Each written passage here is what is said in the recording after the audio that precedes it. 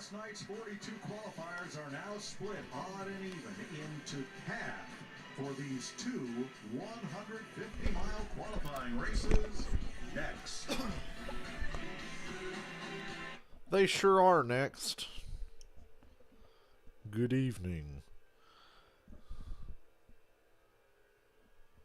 Be able to see comments in a minute. You know the drill. Takes forever to get the shit up on my phone because it won't just pop up in the YouTube app.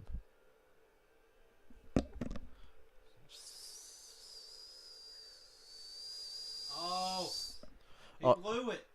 Dylan's playing NASCAR 2005 doing lightning challenges. We did a bunch of them in 04. And once we ran out of ones in 04, I said, well, shit, I've got 03 and 05. So we're doing them in 05 now. I checked up on the backstretch and it gave it to me. Wow. I don't know why he done that. That's fucking bizarre.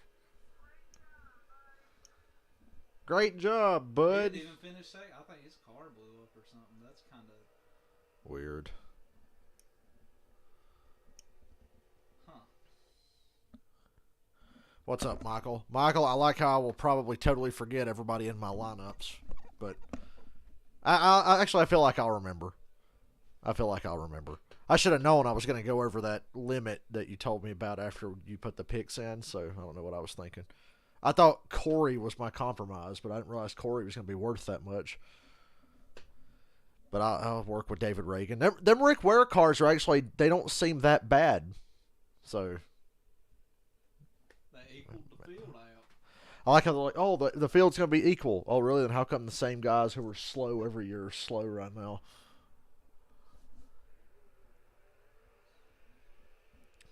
If I could have had one pick for this race, it probably would have been Chase, but he would have probably been too high of odds.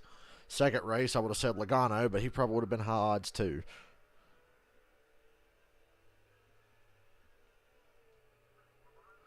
Dylan's got Bobby Labonte to his inside, coming to 5 to go at Richmond.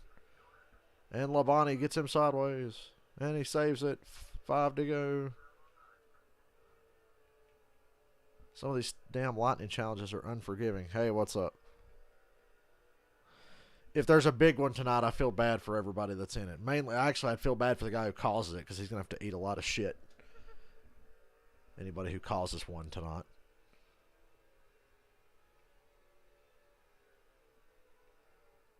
I don't know what to expect from these. I've kept my expectations low because it is just the dual races, but everybody's talking about like they're a big fucking deal, and I'm like, okay. I heard the drivers talking about it like that, so I'm like, okay. Go out there and show me something then. At the same time, I don't want to see a bunch of these cars get wrecked because I know what it means. It's not good.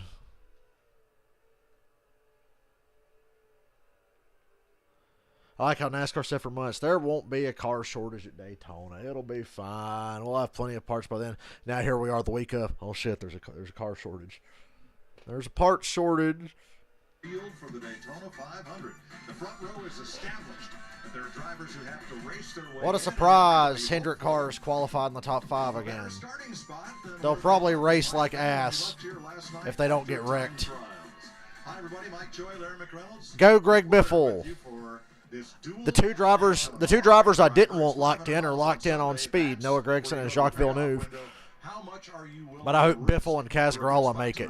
Well, enough, right? This is the first time that they're going to feel enough. And we got Larry Mack in the booth. It's just like old day. I thought Tony was doing these. Oh, Larry Mack back in the booth.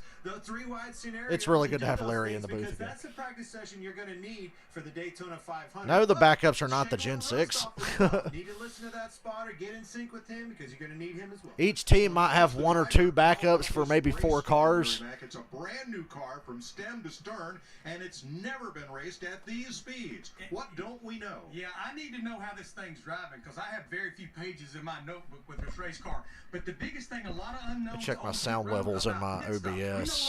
I feel like it's really loud. And even though these pit crews, they've been practicing all winter. This is the first time they're going to make a pit stop in a competitive environment. There's a lot of anticipation about this first trip to. Wait a minute, Larry. You mean to tell me? The fuck was that Clint Boyer just did? Wait a minute. Clint Boyer actually startled me with that noise. If I had 0 or 10, I'm a worry wart. What can I say? Well, I'll leave it to you folks to figure out which one of these. You're gonna have to pit one time during this race. About to unfold. There are the new center lock wheels, the single lug nut that the pit crews. I bet there'll be a lot of 2 tires or no tire stops. Tonight, as the drivers will have to find out, how do these cars work in the draft? How do you pull out? And how do they pass? handle on Can old you pull out tires? and pass? Is there a side draft? Our tires So going to be an many issue. It's questions. Daytona. It's been Hopefully, repaved we'll over be 10 able to years find now. you the answers as these races unfold. Earl, Noah Gregson, and Brendan Gaughan are locked in on time. The other 4 open cars, the highest finishing one in each race makes it in. I'm cheering for Biffle. President and Chief Sales and Marketing Officer Dusty Tonkin. Greg Biffle over everybody. Drivers, start your engine. Well, that was certainly an enthusiastic command. I love the way these new cars sound. If there is one thing familiar to these drivers, it's these engines. That's the one thing on the new generation car that has not changed. But with the exhaust and everything, the engines sound different. Dylan's still playing NASCAR 2005. Side by side with old Jamie McMurray. He's playing a Sterling Marlin at Rockingham. 2 to go, Dylan. Gotta get by the lap car. Don't worry about them lap cars. Oh, God. Forgot how much they check up at Rockingham going into 1. Oh, and Matt Kenseth gets sideways and in the wall, and Dylan saves it. Questionably, we stay green.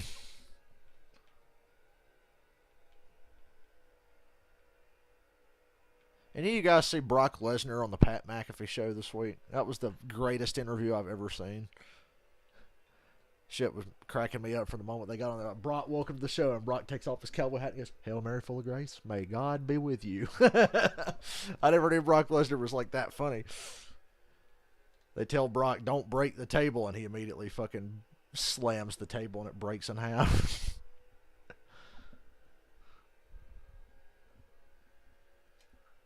Hey, you won. The silver bullet. That don't say Coors Light. Dale Earnhardt got shot with that silver bullet. That car don't say Coors Light. Sterling Marlin is my favorite brand of beer, don't you know? He sponsored his own car. How impressive. Who puts their own? Yeah, Gregson's doing a lot of cup races, mainly for Colleague this year. Darlington. I did that Watkins Glen challenge where you got to go from 11th to the lead in 1 lap. Actually, it's less than 1 lap because you're coming out of turn 1, and it's like Greg Biffle drove you in the grass. Go. And I shot through the chicane at Watkins Glen and passed about 5 cars. Took Mark Martin and Dale Jr. 3 wide through the middle in the carousel because I'm a badass. You fly. If I was going to the 500, I'd have to go to the whole weekend. I'd already be there. I'd have to be there for this and the trucks and Xfinity. That's going to be an expensive trip, but I will make that trip eventually. Eventually, maybe next year.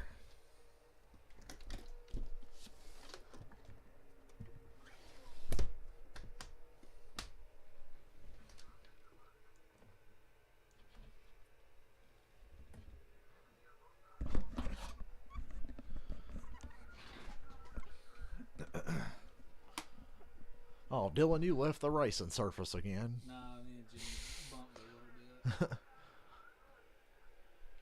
Expect the unexpected. This is one of those nice surprises. Welcome to the Jungle Boys. Take your right rear, you're good to the bottom, pulling out of line. Crossover to the bottom. City's bringing a lot of company.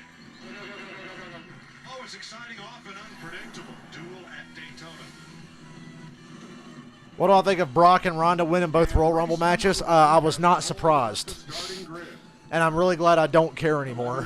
Half the Daytona 500 field, and this will set the inside lane for the starting lineup for Sunday. Let's go all the way back to row number 7 and visit with a past 500 winner. Let's dial up old Kurt Busch.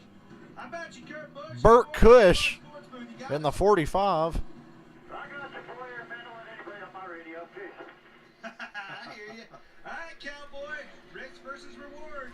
What you playing here in this duel? I'm in it to win it. Uh-oh. He's talking, but they can't hear him. All right, you gave me trouble, Kurt. You got to push the button to talk. Push the button, then talk. What is your plan for this first duel, boy? You were in and out, Boyer. I didn't quite hear you. We got our work cut out for us. We're the lone Toyota, but man, had a lot of fun with 2311 built this team up. He's the only Toyota. Monster Energy's been on board. McDonald's got a new guy with money lost. So much Heck, Kurt's the only Toyota in Duel 1, it looks like. That's just bad luck. Billy Scott's done a great job to get us to this point. He'll be fine.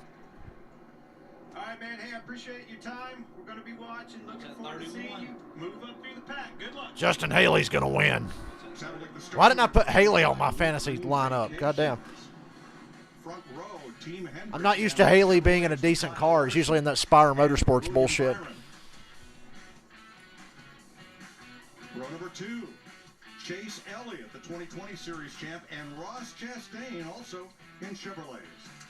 Yeah, back in row 3, 99, Daniel Suarez, top 10 in 3 of his 5 dual starts. Is a 16 in Daniel Hemrick, the 2021 Xfinity Series champion. Row 4, Ryan Blaney, the 12 car, won the duel in 18 and won here back in August. The 8 car of Tyler Reddick. RCR has 16 duel wins. Here we go. Row number 5, Bad Brad Keselowski in the 6 car. Surprisingly, has never won a duel. And on the outside of him, number 14, Chase Briscoe, 2021 Rookie of the Year. Row 6. Oh my God. How'd that happen? I didn't even see. Dylan just ate shit off a turn 4 at Atlanta.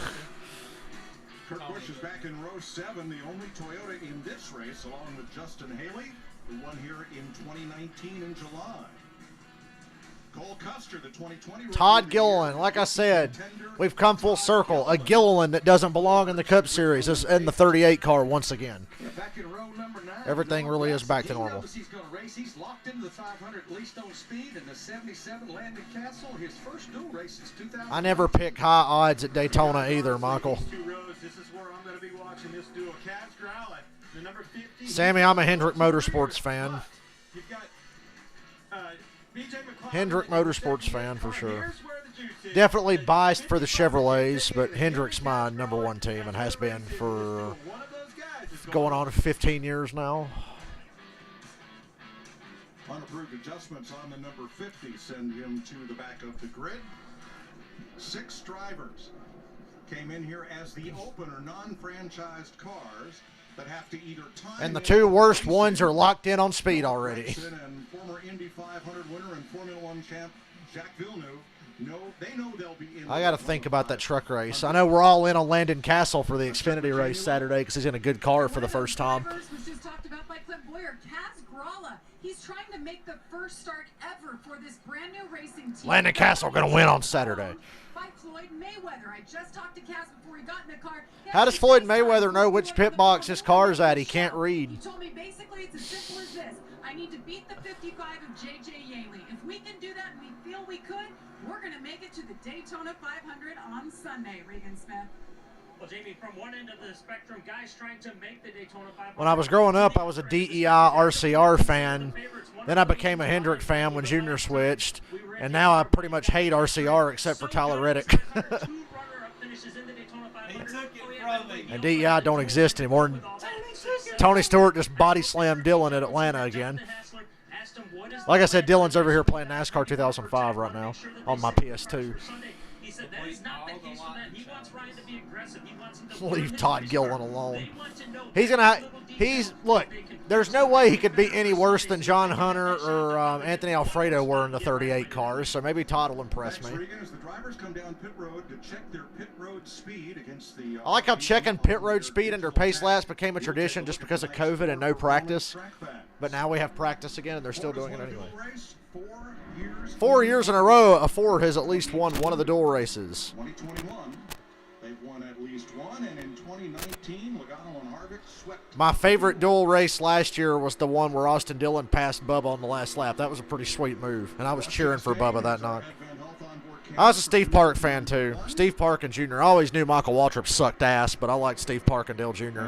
Steve Park was in the top 10 in points in most of 2001 before he got hurt again. There's the Mahindra Tractors cam. So Steve Park was pretty good. Bad luck, Steve Park. Monster Energy Cam with Kurt Busch. Landon Castle with the Fox Nation onboard cam. I think a Chevrolet wins this one and a Ford wins the second one. But I could be wrong. You think Kurt Busch takes it? Whoa, Tony Stewart ran away. Hit his ass. Oh, damn it. Hit him too hard. We're going green this time. They're going down the backstretch right now. That's opening day. I was trying to steal Mike's line of the I remember being legitimately impressed when Todd Gilliland won at COTA last year in the trucks. That was the first time he ever impressed me, and it really stuck with me. But does he belong in Cup? No. We got another Matt DiBenedetto on our hands, a guy that really doesn't fucking belong in Cup. Should be in Xfinity. These boys, there's a lot of unknowns with this race car. A lot of those drivers were concerned about their handling, a lot of rigidness in their cars, moving around a little bit. And these cars were really bumpy in practice. They fucking looked like they were driving at Fontana on some of these cars. Yeah, David Gilliland wasted that 38 car for almost a full decade of his career. We got Byron, Larson, Elliot, Chastain on the front two rows. Can you believe there's no rain in the forecast this weekend at all? We might get a Daytona 500 unaffected by rain for the first time in forever. Wouldn't that be nice? The first of two races to set the field for Sunday's Daytona 500 gets the green flag. Green flag. Yeah, Tony Stewart really lit into David Gilliland in an interview once. I remember every word of that interview. I was watching practice that day on Speed Channel. These cars only hit about 183 by themselves, but in the draft they do get over 190, which is about what they ran in the pack in the mid-2000s, the era of plate racing that everybody loved. What's up with Kaz? Cascarala's losing the draft already. Yeah, they got the rain out of the way last week, so we come into Daytona this week with no rain. Thank God. 3 Hendrick cars and a Chevrolet behind them on the bottom. Larson, Byron, Elliott, Suarez. I'm not used to looking for Suarez in that bright purple car. And now the field should be pretty much up to speed. Look at the separation from the good cars and the bad cars. From 14th on back, it's just nothing. But this front pack of about 13 cars just took off, running 2x2. Larson, the leader, on the bottom. Yes, he is locked in on speed. That is their only car. They don't have a backup, so he is staying out of harm's way. There's Gralla on the left of your screen. If there was an award for graphic schemes this week, it would already have been decided. Yeah, I got the boss to say that about Matty D, but that's okay. His resume backs me up because he hasn't accomplished anything. He's just another Paul Menard, guys. Yeah, the field will be tighter. Top fucking 13 immediately drive away from the slow cars. There's some fast cars in that back group, but only because they started back there. I look at Haley and Hemrick, and the 38 should be pretty decent, but he's in that back group that have lost touch with the front pack. Noted in red are the two drivers trying to race their way in. One of them will be in the Daytona 500, and the other will head home. 2x2 in this front pack. Some bump draft in there. Reddick to Chastain going for the lead. Larson's got a little separation from Byron behind him, so Chastain might be able to get the lead here. Pulls out wide to break the side draft. I think Larson's still going to hold the lead on this lap. Byron got back to him, shoved him back by. We're 3 laps in. Put your fucking 3 fingers up. Just kidding.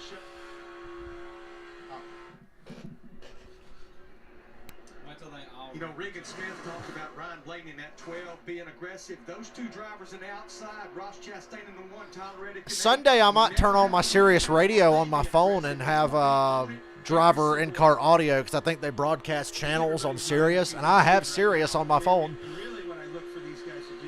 So I have to see what channel's what. All these cars are fucking low. They're not as low on the intermediates as they used to be, but on these super speedways, they still got these fuckers packed to the ground. A group of 4. and then breaks it out back. Remember, kids, I don't knock Matt DiBenedetto for anything other than his resume, which is blank. As quick as that lead pack now that they've got organized. That was part of NASCAR. Larson still out front. Everybody 2 by 2 behind him. Chastain made a go with the lead, but couldn't make it stick. Into parity, and judging for qualifying last night, so far mission accomplished. And I know it's a completely different style of racing, Larry. I'm pretty comfortable with 3 of my cars on the bottom. You got a couple of wild men on the top, Chastain and Reddick, but I'm comfortable right now with what we have on the bottom. Everything they had going on in short track. So hats off so far to the program with this car. We saw that in qualifying last night. I've never seen qualifying at Daytona so tight. Never seen that tight anywhere. 5 of 60 laps complete. They're aching to go to commercial already, can't you tell? They have that long period of silence. It's like, well, we're 5 laps in. They're just aching to go to commercial. Trying to race their way in. Castralla in 14th place.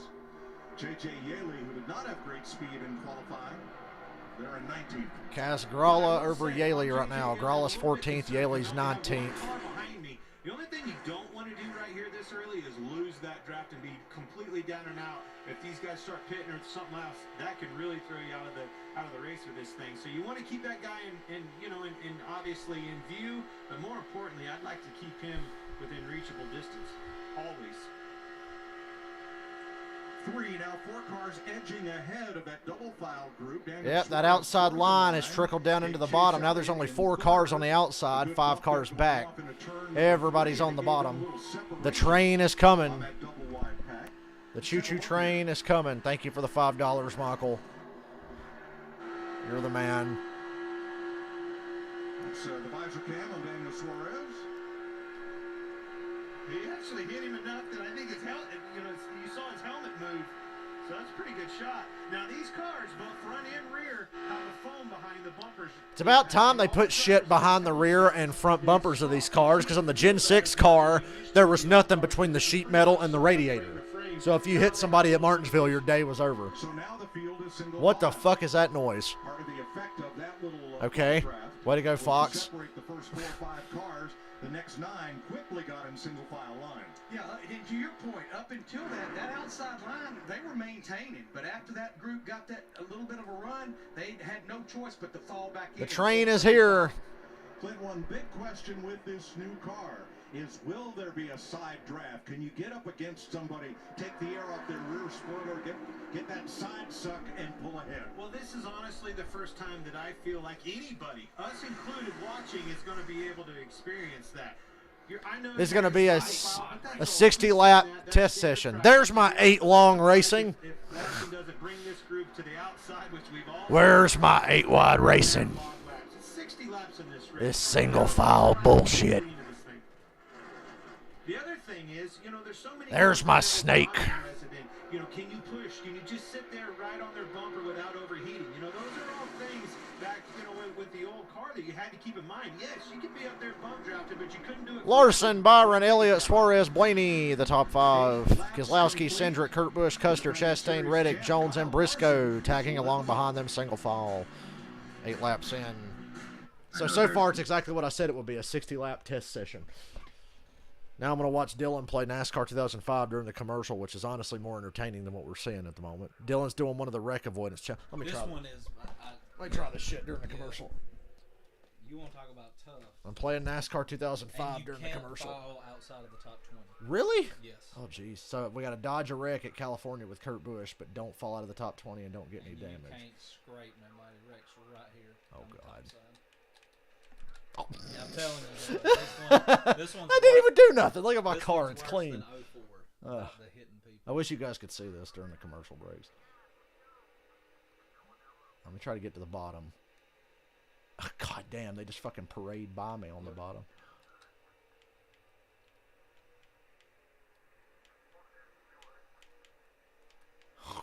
Into the top 5. Ah! I came out of the other side of that wreck in the top 5.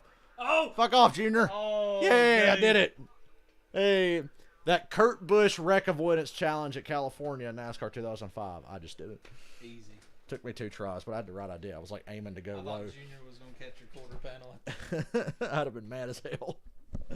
Get to the start and finish line, have my car get beat up.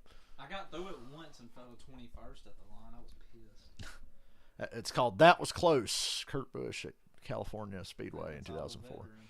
Beat all legend, all the veteran. It's all there is. Time to beat all the rookies. I have so much more room in my room now, but I still don't have enough because I'm cramped over here in this fucking corner with this damn cable box next to me. If I had somewhere to put this fucking cable box, I'd be in good shape.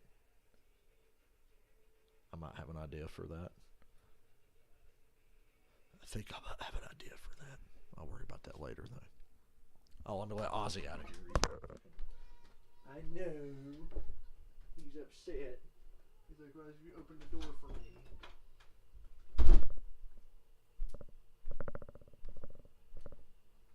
They're in there watching Jeopardy instead of the duel races. Alex Trebek is dead. Have some respect. Custer's moving up. Wow, somebody's actually moving up. Well, he did kind of sneak into the top 10 there when they got single file. I missed Jeff Gordon, but at least we got Larry Mack back. Laps complete. Tonight's probably for a few races this year. I bet Larry Mack calls the 600 because it'll be there in Charlotte. Goodyear. More driven. Still single file, the top 13, but now about 8 or 9 cars are breaking away, and the 4 cars at the back of this little group are starting to lose some ground.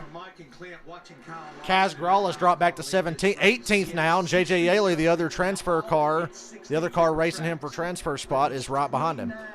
Dylan just committed murder on Matt Kens at the Talladega. Oh, Junior dumped me. Oh, Junior just went back Kaz over the Gralla, field. when we went to break, had 5 positions on J.J. Yaley. Gralla has now dropped back in his number 50. Every time I see the 2 car, I still want to say Keselowski because it's the discount tire paint scheme. It's Cindric. Some people from that backpack have caught this front group, the top 13. Haley, Hemrick, they've run up on these guys. Everybody's single file. All right, let's move up to position number 6 and car number 6. The new ride for Brad Keselowski for 2020. Brad Keselowski. Well, Mike, you talked about the field being nose to tail. I was just listening to Brad Keselowski, who's gained. Do you think Brad's still going to work primarily with his former Penske teammates? Because he's only got Chris Buescher as his teammate. Chris Buescher's kind of fucking useless. A lot of that give or take going on in these drivers' minds. They're also eager right now to see what their car can do. They're hard right now, sitting still where he is. They're hard right now. They're hard. You hear that? Keselowski is hard. You look in the rearview mirror and there's the car you drove last year. Hopefully he won't penetrate the back bumper of the car in front of him. And one thing that I've been watching with him and his 2 old teammates right there, all those Fords are able to really pull up very fast. So I know when the time's right. Yeah, the Fords have great closing speed, and out of all the cars that have drafted, I like the way they look the best in the draft. Obviously, the Chevrolets look good right now because they're lined up 1 through 4 out front. Noticing the exhaust glowing on these race cars, and the biggest reason that's doing that, you see how short they are. They dump out just behind the front tires, and so you're seeing that glow. If you go back to the old car, you would see the glow underneath the car, but it stopped. Originally, that exhaust was supposed to be right under the driver's seat, and they said it was like sitting on a fucking stove. So they said, can we please move that either forward or behind us? Sits out its own side of the car. Which gives it that distinct sound. I love the rumble, the roar of these cars, and it's because of that pipes coming out both sides. Clint Boyer's not a very good analyst. I like how them cars sound. They go vroom. Clint Boyer is a terrible analyst. We're a quarter of the way through the race. You could pit now and make it to the end. I don't know when you want to pit, but you could, from now to the end, you can pit and make it.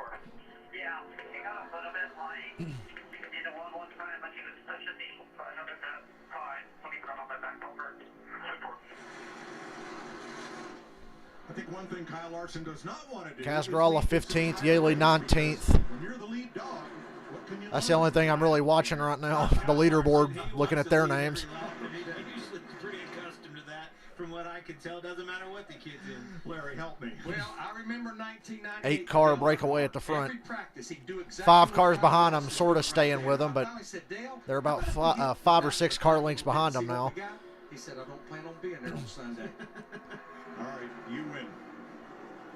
But I will say this: what that kid said, you heard him say it feels a little light. When as soon as Willie B got to his bumper, the thing. Names are really hard for Clint Boyer. Got loose. That is something that you do not want to feel. It goes back to this conversation we're talking about. You know, you want to put your car in those scenarios. That's when you don't want to feel, Larry. I don't want that thing loose. I want it stuck to the ground all the time. No Oh, you can tell they're struggling not just zoom that camera in on one car at a time like Fox loves to do. Standpoint, I talked about not having many pages in a notebook. What adjustments do I need to make to don't hurt the car, but try to help it? Now, Keselowski has gained a few positions back. He jumped up to 15th in that number 50. Now It's kind of funny how when the track is in the best conditions to really get out there and race, they run single file. Because the track's all cool and everything. They could be racy right now. A lot of grip out here. He is now 16th. J.J. Yaley in the 55 and 19. And really, these guys are just hurting themselves. Running door to door like this, side by side, that just slows your whole pack down. They need to get that sorted out. Probably more than likely, they're trying to figure out who leads fast. If I was Noah Gragson or Jacques Villeneuve, I would park early in the door race because you're already locked in. I know you probably don't even have a single backup car. Was a 48.39. J.J. Yaley just ran a 49.79. He's losing over a second a lap. They're good and back in line. Justin Haley right there in the 31. A line forming up top in the back of the pack with Hemrick, Haley, Casgralla, and Todd Gilliland. Landon Castle's on the bottom. I wanted the inside lane into that next corner. Well, the other thing that I think was going on there is it really wasn't him, right?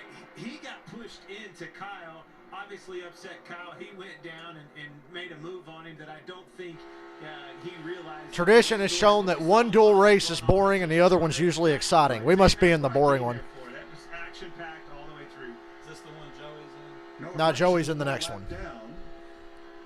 Remember, he was Noah getting lapped, but he has nothing to race for, which is why I'm surprised he's even out here running. 62, so he will be in the Daytona 500 regardless of where he finishes this 100. Noah's not very smart. Remember, he missed the 500. We already know that.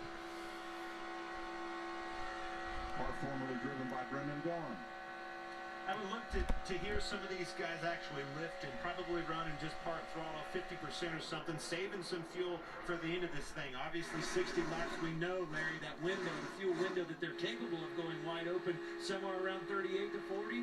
Yeah, 38 to 42 laps, and just talking to some crew chiefs and competition directors. We are a third of the way through the race. It sounds like they may go somewhere around lap 35 if we indeed stay green. And you can see it right there in Ross Chastain. You're only about part throttle, maybe 40% at times. Just doing whatever you can do to stay in that buffer, stay in that draft, but save as much fuel as you can. Ross is not even in a big pack, and he's 8 miles an hour faster than the average pole speed.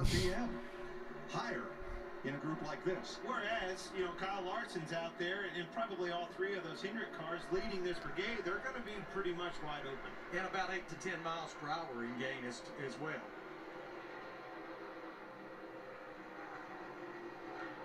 Why is it always full moon race week in Daytona? That's a short track superstition is full moon Saturday nights mayhem. But it's not Saturday night. And we're on a super speedway, not a short track, so pay that no mind. Larson, Byron, Elliot, Suarez, Blaney, 20 laps complete. Nothing going on. 21 laps so far. I didn't expect anything to go on. I'm watching Dylan try to recreate the 2004 Bud shootout with Dale Jarrett. Wish I had a commercial break long enough to do this one. What is it, like 4 laps? 2 laps. Inside junior, thank you. Dylan's got a big run into turn 1. Big run up to Jeff Gordon. Tara Labonte's out front.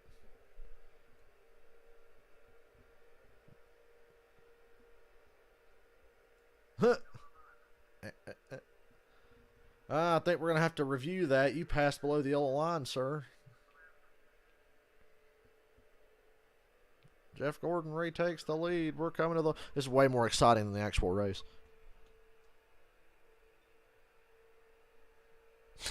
Mike Joy doesn't understand how mooncycles work. Yeah, you're right. He's got a big lead coming to the white flag home.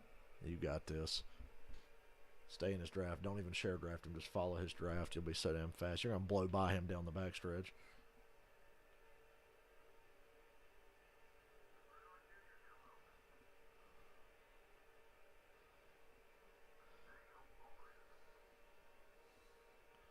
Oh, if that back straightaway was just a little bit longer. I got it. Shoot. Big run down the back. Dylan to his inside. There's contact. Gordon in the wall. Dale Jarrett takes the lead on the final lap. Here comes... I mean, we were tied for the championship. Here comes Dale Jr. up to the back bumper of Dale Jarrett. It's not going to be enough. Dale Jarrett wins. Hooray. After taking Jeff Gordon. Now, when are you going to race the truck?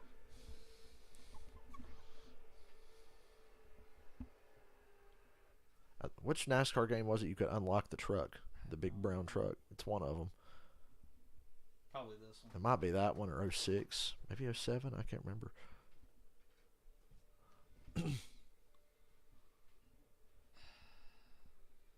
Seventh or better. Boy, they gave a lot of lightning challenges for a fucking bum like Casey Mears. Yeah. Could you imagine being a guy on YouTube and being dumb enough to make entire videos talking about how good Casey Mears actually was, even though he sucked dick? Could you imagine being that stupid? You'd probably live in North Dakota and eat Little Caesars all the time or something if you were that fucking stupid. 300 Chevys continue to lead, and the last 3 duels that were won from the pole were all done Oh, by we got a move being made here. Kurt Busch to the outside of Cindric at the tail end of this line. And an outside line is coming. Will anybody move up to go with him? Uh-oh, Kaz Gralla lost the draft. 51 seconds. JJ That is Gralla's problem. JJ Yaley has help from McLeod. Kaz Gralla lost the draft, and JJ Yaley behind him is basically getting tandem drafted by BJ McLeod. And they're going to be racing Gralla for the transfer spot. We got a challenge for 4th around the outside here. The 300 cars are still on the bottom, but from 4th on back, they're too wide again. Something's actually happening now.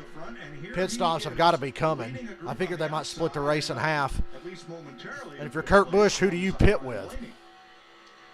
You don't have any teammates. That one had jumped up there, and that's when Kurt Busch in the 45 decided to go up top as well. Now, Eric Jones in the 43 was with them, and he went back down to the bottom. But another thing, if I'm Kurt Busch, again, we talked about this at the top of the show. I want to go out there, put myself... That outside line has died now. Eric Jones pulled back into the bottom, so now there's only 3 cars up top, losing ground, falling back. Is a new voice in his ear, new spotter. He's not the only one. William Byron, Austin Cindric, working... Gralla and Yaley is going to be a battle by the end of this. Have that communication down pat, especially for the big dance on Sunday. You know, let's set the stage here. As we said at the top of the show, you have to make it at least one pit stop. Now, we're in the window, should we get a caution, that you could make it the rest of the way. I get a feeling they're going to probably run another 8 to 10 laps. Green flag pit stop. We talked about the pit crews. Kevin Harvick, this will be his 21st day. These 4 Chevrolets should, yeah, they probably all, I know the Hendrick cars will pit together. Suarez will pit with them. With the brake package and all, so could we see mistakes if we get into the green flag? Remember, the top 10 get stage points. They give out 10 points to the winner, 9 to second, 8 to third, you know, like they do for stages at the end of this race. And I look in that top 10 and I see guys like Brad Keselowski, Daniel Suarez, and Eric Jones that are going to need every point they can get, because you know they're going to be on the bubble all year for the playoffs. Teammates Ross Chastain and Kurt Busch were working together on the outside, trying to gain some ground. But former teammates, you mean? 7th and 9th for the moment.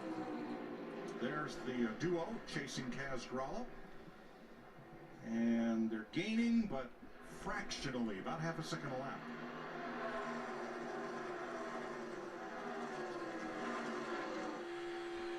The only thing that's going to hurt Yaley is if he loses time on pit road or doesn't come off pit road with McLeod or another drafting partner. So for now, Gralla still got the advantage because he's got a big gap. He just doesn't have any draft help. Going to have to be very careful as a race car driver not to allow that to happen. You see on our pylon that Cole Custer in 17th has also lost touch with the lead pack by about 10 seconds. Custer's car's just been slow all week. Custer was slow in qualifying practice, and he's not doing well here. He can't even stay with the lead draft. Like we've seen issues also, just drivers Briscoe can. His teammate's up there. Pit road on green. In fact, our first caution in Duel 2 last year was due to Chase Briscoe misjudging where he was trying to get down on the pit road under green. Wimmer was a better driver than Mears. Yeah, I said it. Scott Wimmer's better than Casey Mears.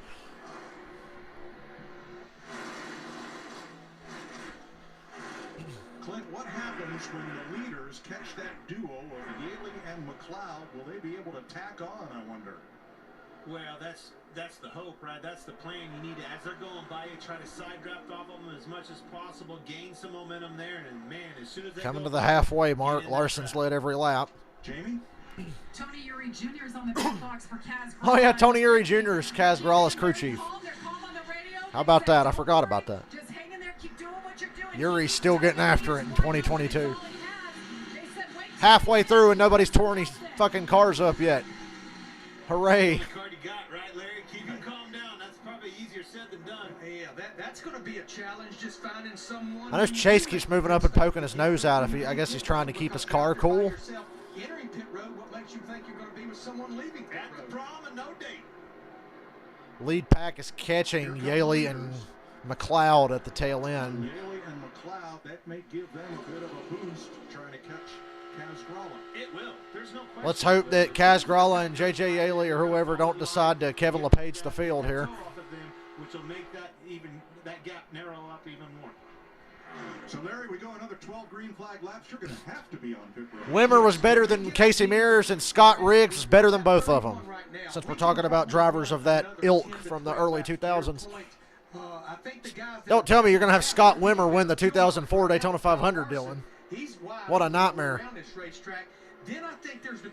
Blaney jumps to the outside with Keselowski Do we do 4 tires or do we just in the lead group here. I think we may see a lot of them just go with right side only. And now Blaney jumps in front of Suarez. Blaney, Byron, and Keselowski pulled up to the top. Blaney cut back down in front of Suarez. Now Byron's fading on the outside. He lost his track position. So Blaney's busted up the Chevrolet party at the front. Byron wanted to lead, I guess, or he saw Keselowski and Blaney coming and pulled up to block, and now they've bailed. As we see the action on the racetrack, let's not forget about the action that's about to happen on pit road. The crews are starting to stretch. This will be the first time we see pictures at one button up pit stops, something completely different. So some butterflies for these guys down on pit road for the first time in a long time. They're lapping Yaley and McLeod, who are up on the outside.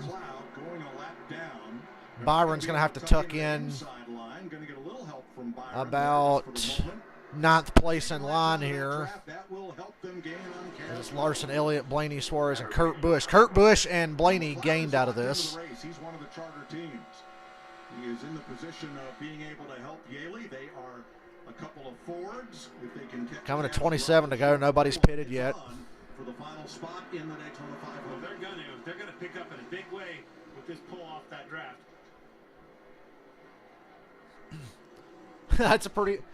That sucks. Running at Daytona by yourself. And the guy you're racing is attached to this lead draft now, a lap down. When they go by him, I don't think he's going to be able to latch on to him. I mean, he has no momentum right now. Kaz Grala's fucked. Yaley's coming. Yaley's a lap down attached to the leaders. Grala has nobody. The leader was 48 seconds. It'd be real dumb to make a move to try to get in front of them leaders. It would be really dumb. He wouldn't do it. Kaz Grala's too smart for that. As we come to 34 laps. I see Yaley and McLeod already lost touch with the lead pack. But they're running around the bottom, and Grala's having to run the top to stay out of the way of the leaders. Clint, you talked about all these new spotters. So Yaley and McLeod have the shortest way around, and Kaz Grala's stuck on the outside. Are we going to pit together and what we're going to do? There's the difference, 12 miles per hour. The leader to Grala now, he's going to have to try and tuck in right behind this group and gain a bit. Cindric making a move again. Keselowski goes with him. Big run in the corner, just nobody went with him, and it stalled out. Briscoe shoots to the outside. Did not catch a toe from that lead pack. Pit stops. The Chevrolets and Kurt Busch's Toyota, and that looks like, yeah, Reddick as well. The Chevrolets and one Toyota all pit together. And nobody runs each other over. I almost guarantee there will be a wreck on pit entry in the truck race tomorrow, because that seems to happen every year now. Single lug pit stops. Look away, boomers. It's a nightmare. Single lug pit stops.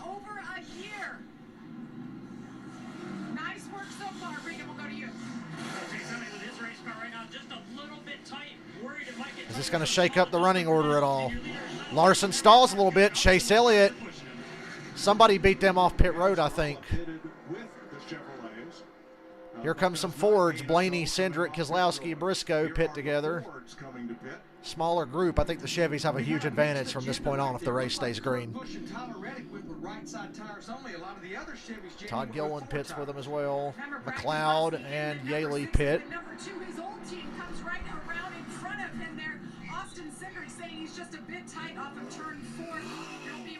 Man, these new cars sound really cool. Slow stop for Blaney. A slow two-tire stop, but he's going to beat his Ford teammates off pit road. Oh, Casgralla. Now that seals it. Casgralla too fast on pit road. If the race stays green, J.J. Yaley's going to make the Daytona 500, which is a goddamn shame because Casgralla's way better than J.J. Yaley. Yeah, Chris, I ain't watching no more. Single lug wheels, a dashboard camera for a rear view mirror. What the fuck is this sport coming to? Got their little air vents in the windows so they can't cook them to death. Bunch of pussies. Back in my day, we raced with bus seats in our car. We had one seat belt. I don't think Kyle Larson was wanting to go that fast. Chase Elliott had a little bit better feel of pit road speed. We'll have to see who cycles through to the front. Looks like the Fords will, because they took 2 tires. There's less of them, so to leapfrog the Fords, they took 2 tires. Reddick, I think, took 2 tires. He was the car that beat Elliott out of the pits. So with 23 to go, we got 4 Fords out front, and that big pack of Chevys and 1 Toyota behind them is going to swallow them up. I would be willing to bet money on it. Just got to stay on the bottom, run single file, and they'll be faster than just these 4 cars running together. Larry, did you need 4 tires, or do you want to see how those tires are? I think taking 2 there was a pretty good idea to leapfrog the Chevrolets. There's too many of them in this race. You weren't going to beat them otherwise, I don't think. They're right behind these 4 Fords. They went with just right side tires. Brad Keselowski as well. That's what I think all these Fords do, and you see that all 6 of them, I guarantee you, for a little bit, they're content to run right there.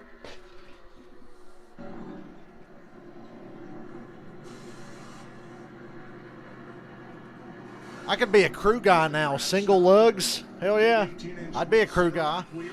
No, my luck, I get fucking killed like that dude in Bill Elliott's pit at Atlanta that one time. Wasn't it Atlanta? I can't remember. I wasn't alive. I'll be 28 next week. I don't think I was alive when that mess happened. Yeah, I saw Busch Beers throwing some pocket change to some lady drivers. Good for them. Dylan's racing prototypes at Dodge Raceway Stadium. I like them cars. Them are nice. Ryan Blaney, only the second leader of this race after Kyle Larson was out front for 34 laps. Keselowski's sitting there in second. He said before the race he was going to be aggressive to go for the win. And that 2-tire stop got him in second. The front 6 took 2 tires. Everybody else took 4. This race is actually getting interesting now. And Keselowski's tandeming Ryan Blaney. Brad spent more time in practice than anybody trying to hook up and do a 2-car draft. Doesn't seem to be able to hold it long. But at least he's going to do it NASCAR Thunder style. He's going to do it down the straightaway and share draft in the corner, which is what I do. But he was up Blaney's ass there down the backstretch.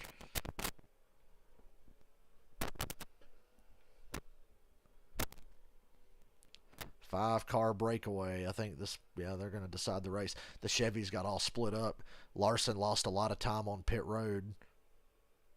And then a couple of cars in their group, Reddick and Kurt Busch, took 2, so that busted them up. So they're outnumbered now, and this front 5, excuse me. Can I speak English? Driving away. English is hard. I'm tired. I've been riding my exercise bike again. My legs hurt. Kurt Busch lost this lead group. I'm really surprised by it because I thought Kurt was right there with him. 19 laps to go.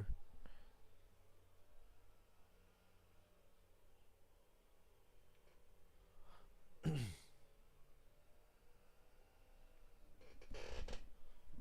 cars fun to drive. Oh yeah. They look Car fun. is smooth. I haven't driven that in so long. This car is smooth as baby butter. And NASCAR 2005 had all kinds of cool shit. Almost 110 at Dodge Raceway.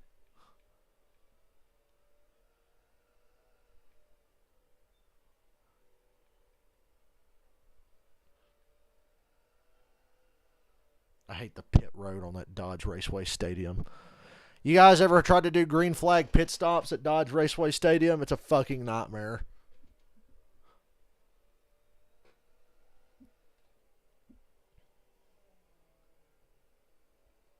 Kurt Busch has lagged back here. He's about to tuck in behind Elliot, Eric Jones, and Larson, so they've got a little 4-car group. I don't think they're going to be able to run down the top 5, but we'll see. Unless that top 5 gets really, really racy, which they probably won't do until it's too late. But that's not the whole story. Look at getting onto pit road, comparing Blaney's Ford with Kyle Larson's Chevrolet. At different times, of course. And you heard me say it. I thought he came on so fast right there at the line. I was like, man, I don't know if he got stopped. He may have been speeding on pit road, but way more efficient. Kind of in the last probably maybe 100 feet right there is where he beat him. And then you add in the difference of the 5 going with 4 tires, the 12 going with 2. That's the reason you Got Gralla and Custer, who are a lap down now. Gralla's 2 laps down. Custer's the first car 1 lap down. Custer's just not having a good speed week. And the wrong digit, right? 47.90 to 48.30 on Larson in the 5. They're in trouble. I thought the Chevrolet pack, I thought at least Elliot, Jones, Larson, Kurt Busch, Byron, Chastain, and Suarez would have held together more, but they just completely got separated. And Brad was still trying to tandem. I think we've learned through practice and this duel, the tandem's not going to work for a long period of time. They're pushing harder and doing a better job of drafting. We need a caution. Kurt Busch has dropped 3 spots. We need a caution. And Kurt Busch has lost touch with the cars he was trying to tuck in with.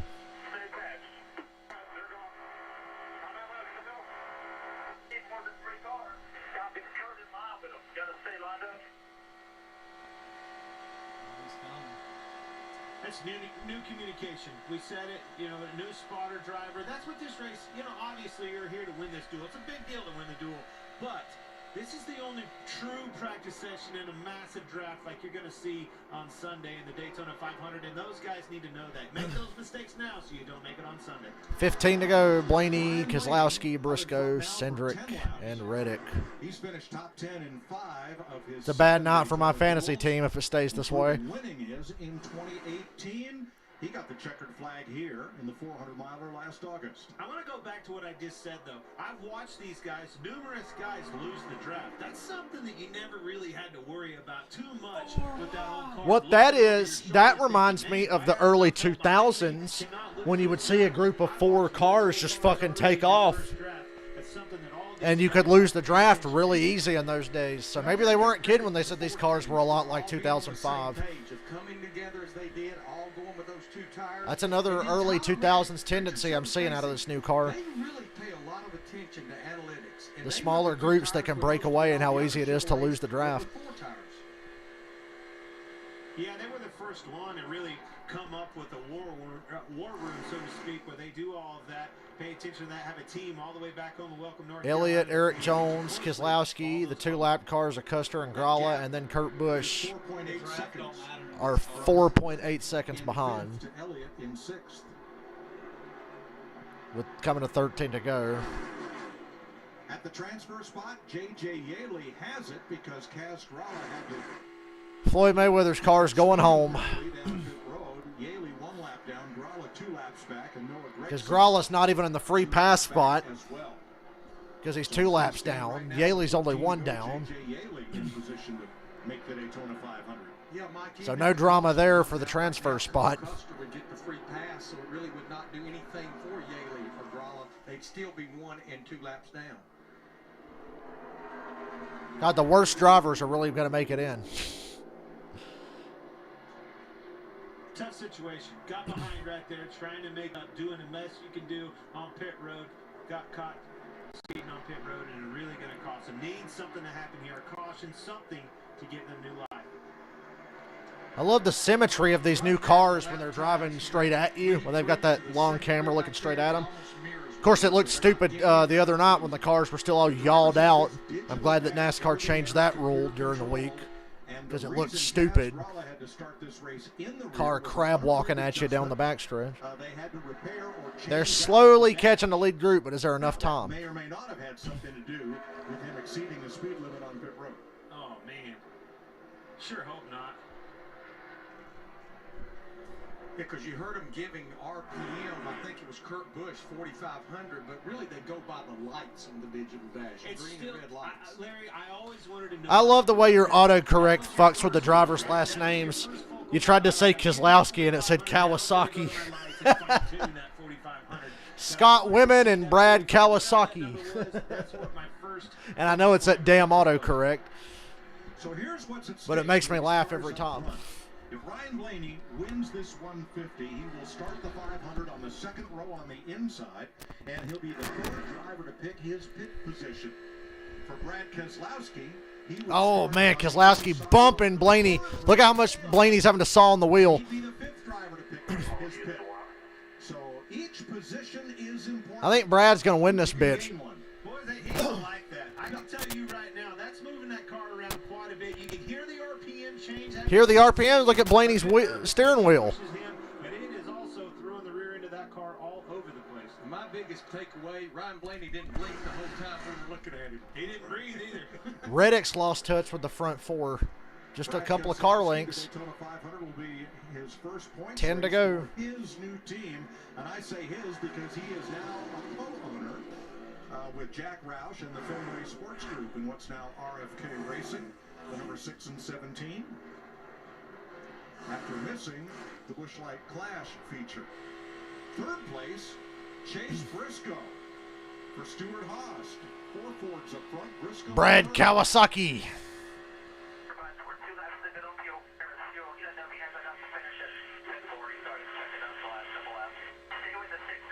Their word they didn't get Briscoe's car full of gas.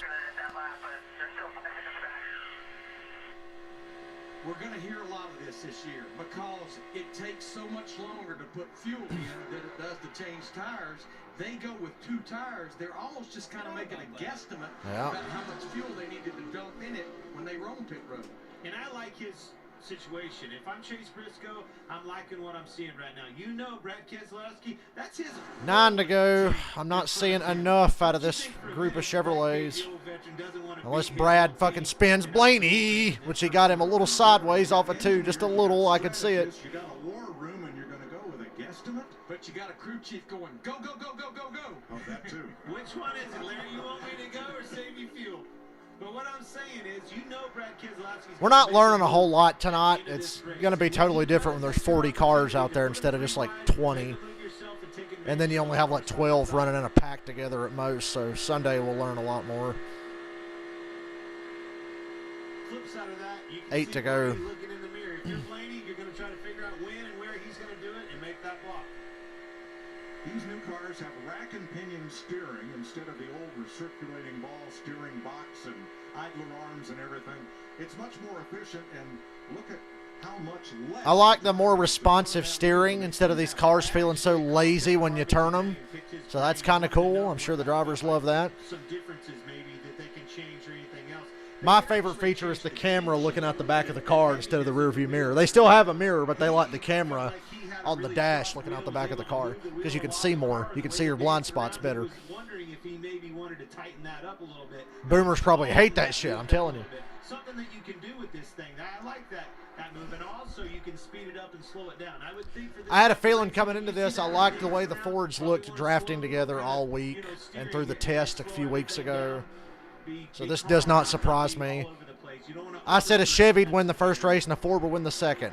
Looks like Ford's going to win both. See, Tyler Reddick in that 8 car, he lost the lead draft, and now he's falling back into Reddick's tucked in line behind Chase Elliott's group, which is further back in 5th place. And that whole separation is due to the pit stop. The Ford drivers took 2 tires. Most of the Chevrolet drivers took 4. And the difference, 4.6 seconds from one group to the other. It's always why I wanted to be. They've only picked up about 2/10 total in the last like 10 laps, so they're not going to catch them. Yeah, I'd like to see a caution. But I don't want to see anybody's shit get tore up at the same time. Not that I'm asking for a caution or anything. Wishing, dreaming. Roush cars are going to run good on a super speedway. That's nothing new. Hell, Stenhouse won twice on a super speedway with a Roush car. Keselowski's one of the best super speedway racers of all time, so I'm not surprised that he's doing well. We won't know what the Roush cars have got until we've been to like Las Vegas and other places like that. I'm hearing that's where all the speed is. If you're going to gain some advantage, it's what you do in managing the air under the car that affects it as much or more as the air flowing over the car. No question. That's why we see different heights on that front splitter. Paul Wolf, Joy, the guy 5 to go. said, I can change the balance of this car by how much air I let under it because of the flat bottom car getting into that diffuser. Flat bottom cars, you make the racing world go round. He set himself up for that one.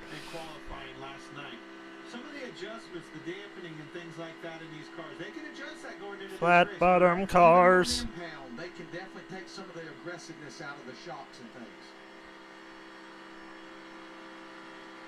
Which all plays a role. The reason you want that rigid to keep that height, right? You want to keep that right down on the track exactly where you want it. Keep that thing very, very rigid. Now you can 4 to go. give up some flex in the car.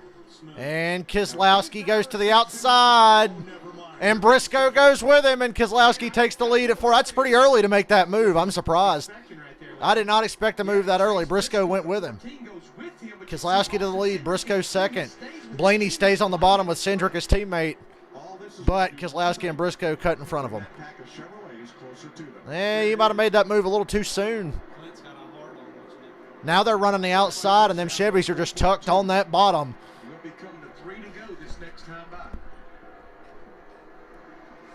Brad is a very smart plate racer, but I think Brad made his move too early. I probably would have waited just a little bit longer. Yeah. Who's in the capper? And they're running the outside longer way around. They got 3 lap cars in front of them. They'll even get a little bit of help off that. 3 to go. They're running up on right now. Lap cars ahead. Custer, Yaley, and McLeod will go 2 laps down. The other thing that did right there is Blaney got to the inside of Briscoe. Briscoe had to let him in. That was Blaney to the inside. Blaney got his nose inside of Briscoe, and he brought Cindric with him. Can Cindric clear Briscoe? He does. So now Brad's done. He's sitting duck. Blaney and Cindric, teammates behind him. You're fucked now. Briscoe chose to go with Brad. You know the Penske cars are going to go together. I think a Penske car is going to win now. Lined up on Ryan Blaney. When do you make your move? We're hitting 2 to go. And losing touch with that trio is Briscoe. Gonna have a decision on your hands. You're gonna have to make a big block right here. Very aggressive for Brad. 2 to go. Keselowski, Blaney, Cindric, Briscoe. Interesting race. Has never won a duel at Daytona. And this would be a big deal for RFK Racing. Even just It really being a would. dual race. It'd be cool to see Brad win this in the 6 car. Who is locked into the 500 on speed. It's exactly why Jack Roush. Here comes the run right here. You see Blaney back off. He's got the 2 up behind him. Exactly why you made that move. Fakes to the outside. Wanted to go to the inside. There was nothing there. He stays behind Brad for the moment. Now he's bumping Brad. And Blaney's saying, remember me, I'm the guy who was in front a while ago. Blaney needs to back off here. Starting now. Look, he's doing it. I don't know if anybody blocks any better, though, than Brad Keselowski. 4 cars trying to play. One to go. Keselowski, Blaney, Cindric, Briscoe. I think Blaney's in the catbird seat. Wow, he's tandeming Keselowski. He's not looking to get a push from the car behind him. He's pushing Brad out front. I don't know. If he could have stayed hooked with Brad, this would have worked, but I don't think that's going to work now. Oh, wait, Cindric's going to sell him out. Cindric wants to win it. He goes to the inside on Blaney. I think Brad's got it now. Briscoe's going to try to push Cindric by, but I think it's not going to be enough. And now, yeah, it's over. Brad wins. Briscoe tried to win it. Too damn selfish. 3 wide per second. Ooh. Woo. Keselowski wins. Cindric second. Blaney third. Briscoe fourth. A lot of selfishness there. Draft don't matter with those cars. Greed got in the way there. Oh, them? Nobody Oh, wanted to God. go by Keselowski. That was the best all case in the scenario lane. for Brad. Didn't have to block anybody. And we will go Whatever back and difficulty check. you got. That didn't go Saw the leaders anywhere near how I thought it was going to go. and McLeod. That put them on Oh, the shit. same lap as They lapped Gralla late, and he ended up getting in front of Yaley. So Kaz Gralla made the Daytona 500 after all. Now he's asking the same thing we are. You have got to be What? right at the end of the race. The money team. Does that mean Mayweather's coming? I want to see. Well, I didn't even see when this happened. I was too busy watching the battle for lead. Second to last car in that group. So they had lapped Yaley for the second time, and Gralla was already 2 laps down, so they were on the same lap now. And Gralla, in line with the other cars, got by him while we were watching the race for the win. All right. Kaz Gralla made it. After all of that, the mistake on pit road, thinking you're down and out, to have that happen. Cindric had a great run. Guys, just their selfishness helped Brad Keselowski win. But I don't blame them, because I would have wanted to win too.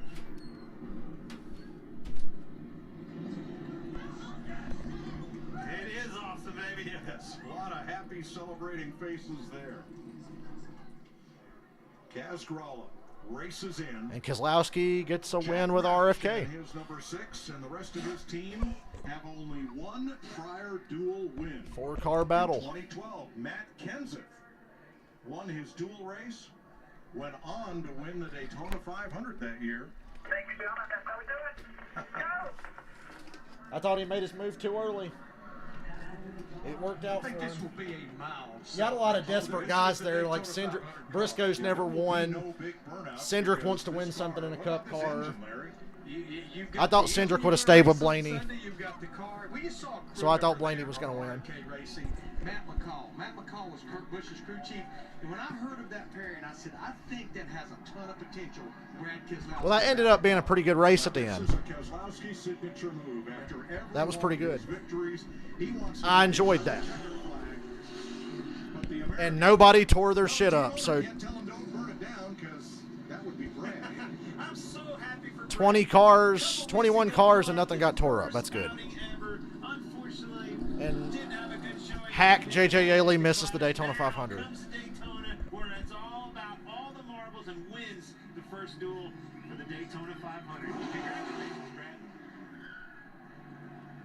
That's not a very good. That's that mild burnout. What you're talking about?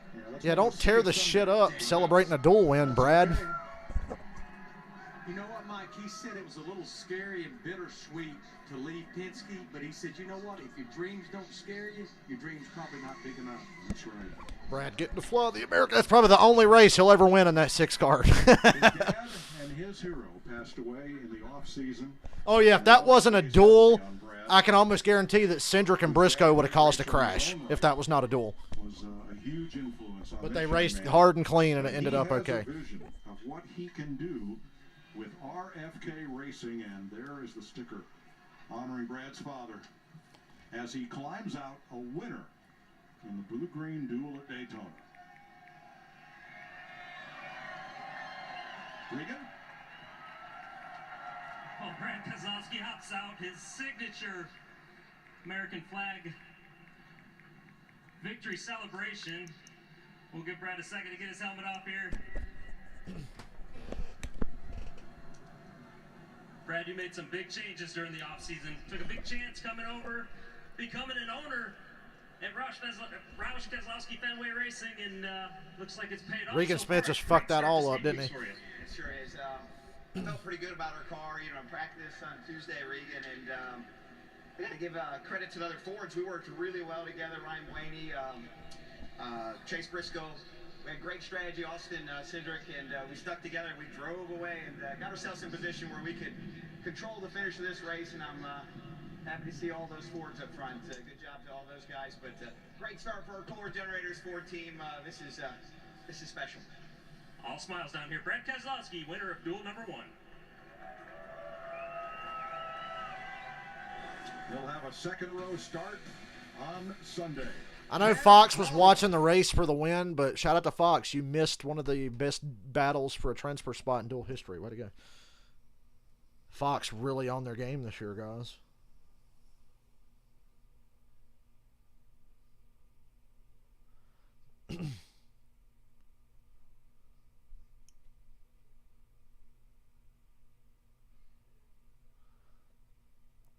So Keselowski will start 3rd on Sunday.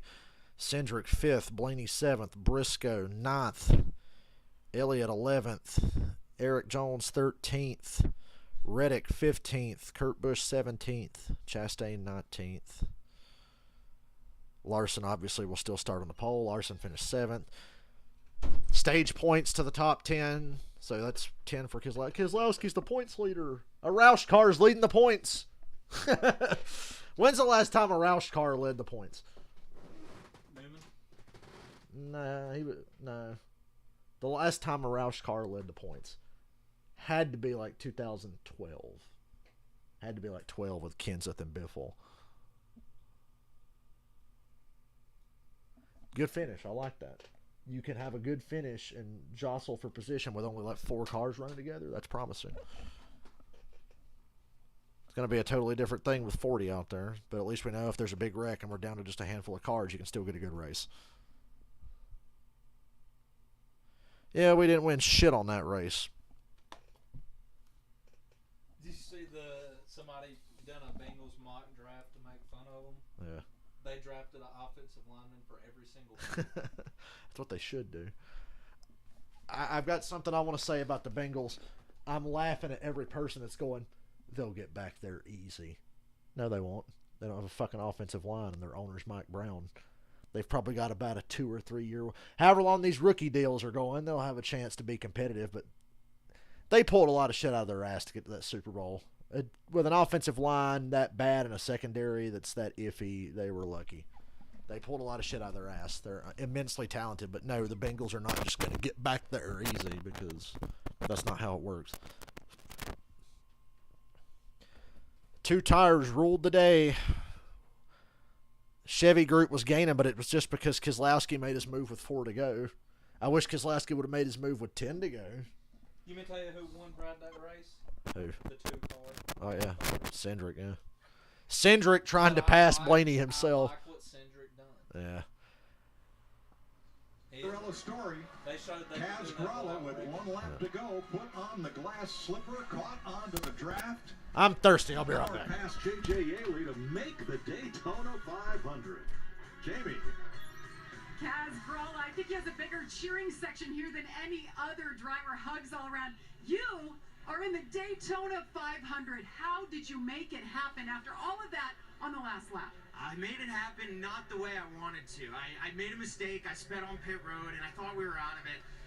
But I wasn't going to give up no matter what. We got into a little line there with Kurt Busch pushing us, and we were running fast lap times, and I was hoping the time My man sped on pit road and still made the race. Not much, but it did. We caught them in 1 and 2 on the very last lap and was able to get by the 55 for it. So I pulled a couple years off my life, but it doesn't matter because we're going to be out there on Sunday, and we got a shot to win the Daytona 500. We all do, all 40 of us. So I'm really grateful. I'm excited for the Money Team Racing. Floyd Mayweather's car is going to be out there making its debut, and I'm really, really grateful to be the one holding the wheel. So we're going to have fun. This is going to be a fun ride together all year with them, and I can't wait to get it started.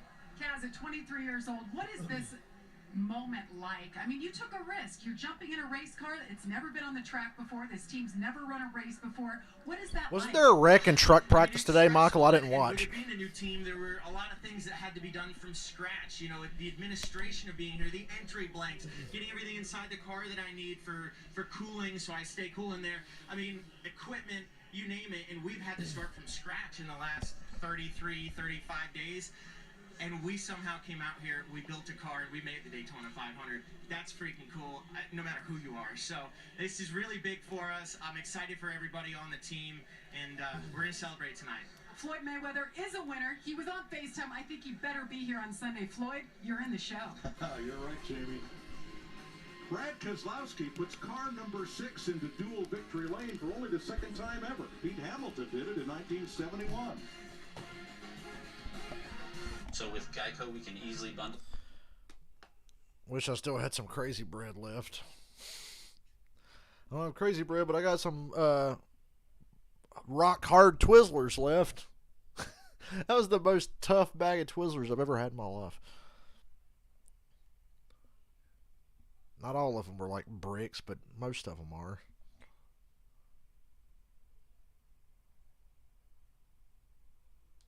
Boy, that's a big fail. What? So I'm trying to figure out, or trying to see if I can figure out the last time they led in points. And I found an article, Speedway Digest staff, Thursday, June 21st, 1885.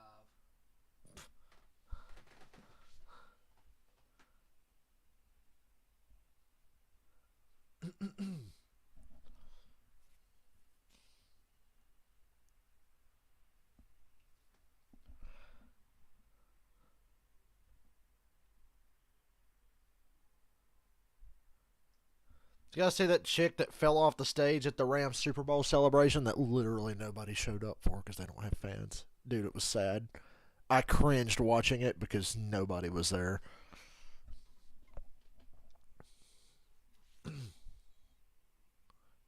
That chick fell off stage and broke her back, and Stafford saw it, and he just goes, ooh, and turns away. Did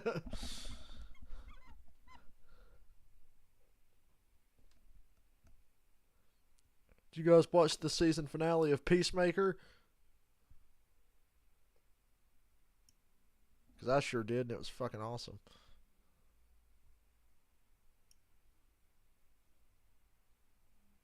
Yeah, I like Kaz. I wish he wasn't driving for a douchebag that can't fucking read. It's one thing to be a douche, to not be able to read, that's fine, but also be a douchebag. Of course I'm going to make fun of you for it.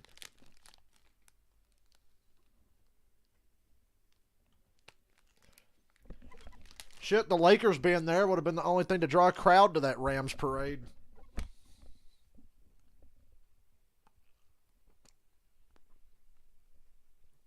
Because the Rams won that Super Bowl, nobody's going to remember it because nobody cares about the Rams. They are the most irrelevant, great team I've ever seen. It'll always be known as Matthew Stafford's Super Bowl. Yeah, people just be, oh, remember that time Stafford won the Super Bowl? Who did he win it with? Oh, yeah, the Rams. The That, Lions won the Super Bowl? no, it was the Rams. Oh, I quit watching like 4 years ago. Remember when they was doing all that knee crap? Yeah, Chris, you can say whatever you want about Floyd Mayweather in the comments. He can't read anyway. Rookie Austin Cindric second. Get ready for duel number 2. Lane with White Page, his kids, and Edsel Ford. Here's a look at the finish. This is how they will line up behind Kyle Larson, who's already won the pole for the 500. This will be the inside lane. I think they practice again on Saturday. Starting grid. And then it's With the exception nothing of else till the J.J. 500. Haley, the one car that fails to make the race and headed home. Here's Regan with the driver who finished third.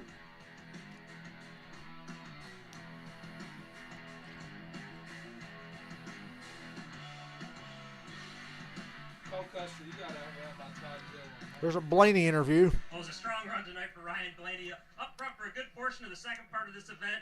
Couldn't quite get back past Brad after he made the move on you, but did you learn what you need to about your race car for He Sunday? learned he can't trust his teammate. He made the move.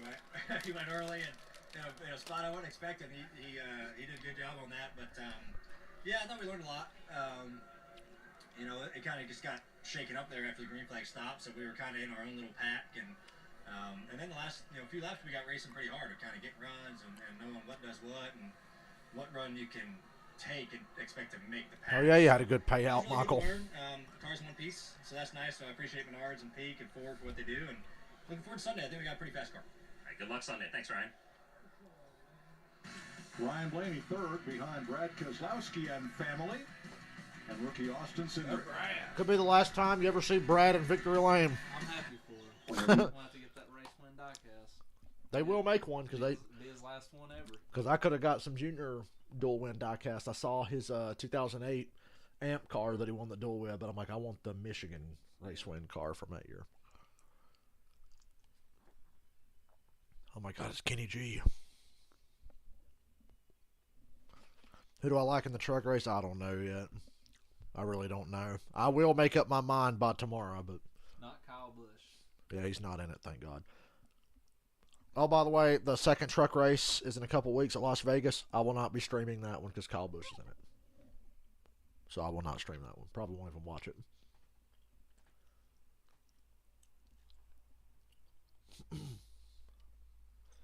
But Daytona, fuck yeah, I'll stream that. How much do you think he wins by? 4 seconds or more. We need a good spread on that. Yeah, do they take prop bets on what's the margin of victory going to be for the truck race at Las Vegas? I think I'd put money on about 6 seconds.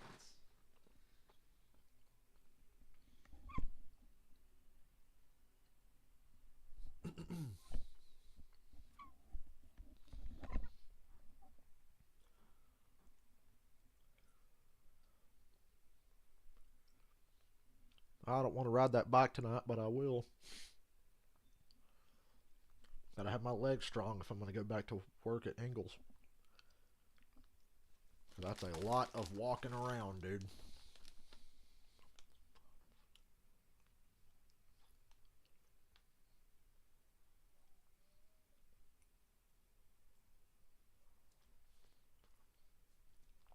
I ain't going to feel like listening to my Sirius radio station there. Because it's going to make me think about fucking Busted. That's what I always listened to when I played that.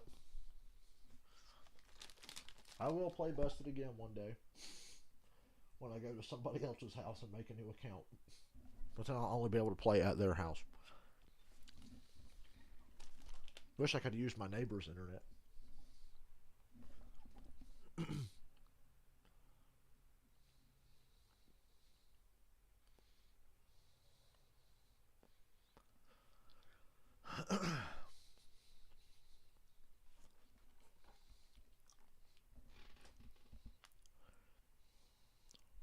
At Daytona, there's Jack Roush. All right, Michael, I'll let you know by tomorrow. That's awesome. We got Biffle out there. We got Jack Roush out there. What a night for the duel. It is so exciting down there in Daytona, and of course, it's going to get even more exciting as we get ready for duel number 2. Jamie, Bobby, Shannon here in the Race Day Studios. We're going to walk you through the starting grid for this race, show you where your favorite drivers are starting. Let's start right up front, right? Row 1. Front row, I think row 1 would be Bowman, Almirola, Truex, Hamlin, Harrison, Burton, Logano, Bill, and Bubba.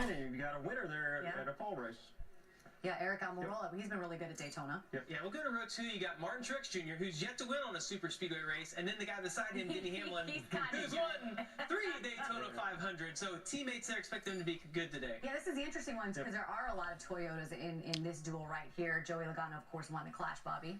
Yeah, you got Joey Logano, obviously won the Clash, and his wife had a baby on the way home, so that was great. Pretty good weekend. Yeah, you got Harrison Burton, just got out of school, looks like, and he's making his Wood Brothers start. First Daytona 500 start for Harrison Burton. And here's another Toyota with Christopher Bell and Bubba Wallace. Bubba Wallace actually won the last super speedway race we were at Talladega, and Shannon, when I look at his car, I get hungry. Oh, you do? I do. Yeah, you think Michael will be at the Bubba's new McDonald's paint scheme's really cool. Probably a pretty good shot, Yeah, I think. we think it should be fun. There are some guys who are racing their way in. We, of course, saw Kaz Gralla do that on that last lap. Exciting way to end the race for Kaz. So exciting, we didn't even see it. Their way in. Jacques Villeneuve is in, starting 18th. Greg Biffle will be racing his way in, and of course Timmy Hill as well. Yeah, I mean the one thing that we learned. Come on, Biffle, you can beat Timmy Hill. Never give up, right? I mean, Kaz Gralla, I thought, was completely out of this, and it's shocking to me that he was able to make up the ground that he did, and he makes I mean, it's the last lap to race your way into the Daytona 500. What an exciting way to do that. And we could Wouldn't it have been something if Yaley just chopped down in front of Kurt Busch there and caused a fucking wreck? Yeah, we were watching, the lead, Brad's going to win, all this stuff. The next thing you know, it's like, hey, how did he make up that extra lap? I mean, he had a pit road penalty, came back from that. That was pretty stellar. Bobby said he's going to reach out and see if he can get some of those party glasses. Yeah, party glasses. They were called party glasses. He might have been wearing those when he started in the night. Hey, Larry Mac. Yeah, Larry Mac will be good in those. It's interesting that the guys trying to race their way in, Jacques Villeneuve and Greg Biffle. I mean, you talk about champions, right? You've got Truck Championship, Xfinity Series Championship, F1 World Championship. Yeah, Indy 500. These guys, it's been a long time for Greg since he's been in a Greg race car Biffle of this caliber, and then, of course, came closer than anybody for both of to those. winning.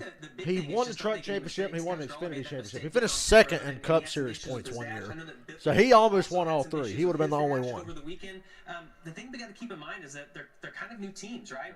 And we Not see even teams God's around gift to the racing, year Kyle that Busch make has been able to do that. But for these guys, I think it's about just do all the simple things right. Yeah, Greg's going to... Probably just because he has an attempt. I guarantee when Kyle retires full-time, he will run full-time in trucks until he wins that championship so he can say he won all three, which is pretty cool. Still a lot of pressure on him. Yeah, it's going to be wild out there in the duel, but it was already a wild day for Harrison Burton. He took a ride with the Thunderbirds. And Jamie, you said that when you did this... I don't think they're going to start this race till 9, so we got like 30 minutes of just nothing, I think. Be running the duel tonight, but that is one of the most crazy experiences you can have. Like, you grow up racing, you think you know fast. When you get in that, it's unbelievable how fast that plane takes off. I did that. I had no problem. You had a couple of years on Harrison Burton. Mike Joy, what do you think? Would you call a race after flying with the Thunderbirds? Shannon? Not very soon after, that's for sure. Not very good, anyway. No, I don't think so. Larry, what did we learn in this last race that you're going to apply right here? Well, I think I want to go with 2 tires, but what's going to be interesting, Mike? 2 tires. Shooting up right there, 5 Toyota drivers in this dual race. Yeah, only one in the first race, so a big difference. And here's our eBay Motors pit performance. Look at the difference between a 2-tire stop and a 4-tire stop in duel number 1. 4.5 seconds difference. That was about the difference from the front pack to that second pack right there. 4 seconds. Winning and losing. Brad Keselowski still celebrating. One of his co-owners, Jack Roush, was a Grand Marshal for the 24-hour race this year. Maybe they are going to start it early because Denny's in his car. Everybody's getting ready, so cool. We won't have to wait as long. I get duel 2 up. 2 to set the outside lane for Sunday's 500.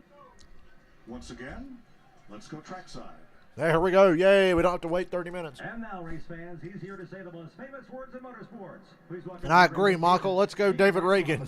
And Chief Operating Officer Ray Lopez, accompanied by his daughter Lily and friend Gabe. Drivers, start your engines! Wow! Now that's what I like to see. I knew Boyer was going to say something about that because the first command was so lousy. Ready for duel number 2? Who will prevail?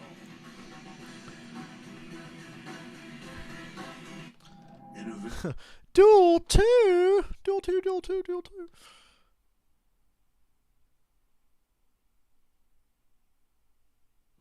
Perfect. There we go. The fuck was that?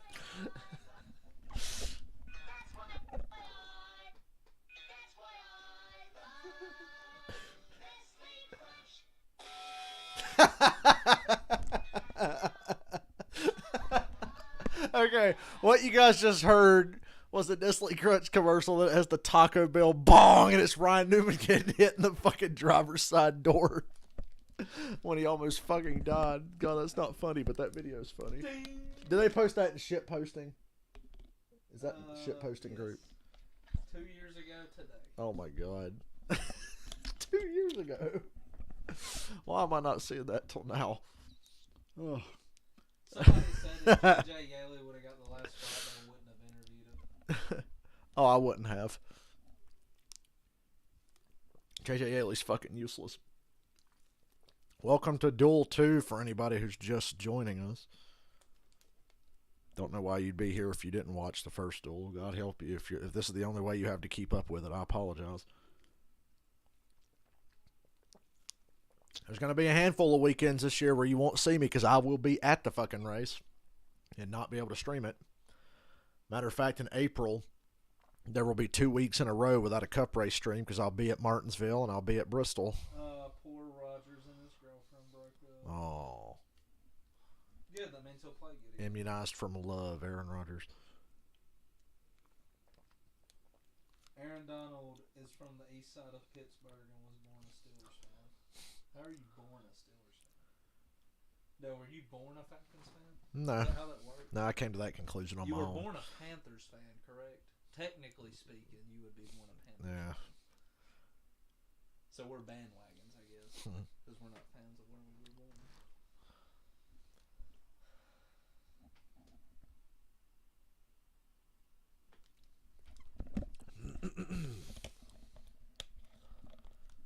Well, let's hope for better luck. How the fuck is it, Michael, that I got to pick 6 drivers and we didn't win shit? And Keselowski was one of mine.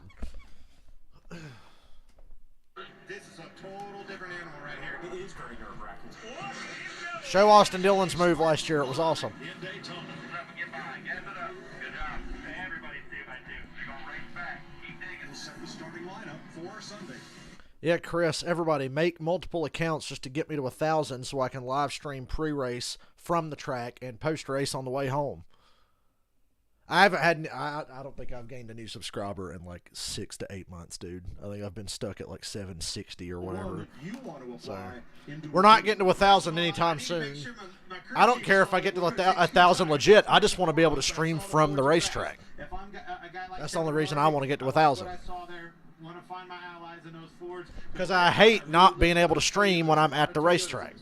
Well, a big difference in the pit stop times, 2 tires versus 4. But is there anything else we saw on pit road with this new car that it looks different? Well, I think Ryan Blaney showed us you can be very aggressive with this brake package getting on the pit road, and I'm sure a lot of drivers, especially his teammate like Joey Logano that's in this God, remember when brakes at Daytona sucked because you don't worry about what kind of brakes you bring here? Joey Logano's always aggressive, and never take your eye off Ricky Stenhouse Jr. in the 47, starting pretty deep in the field. Chris, it's going to take an army to get me to 1,000. All right, they're ready to roll off. Then I can be obnoxious and brag about having 1,000, even though I didn't get there the real way. At least we got close to 800 the real way. I'll cheat to get the rest. Temp 72, track temp 77. Nothing has changed.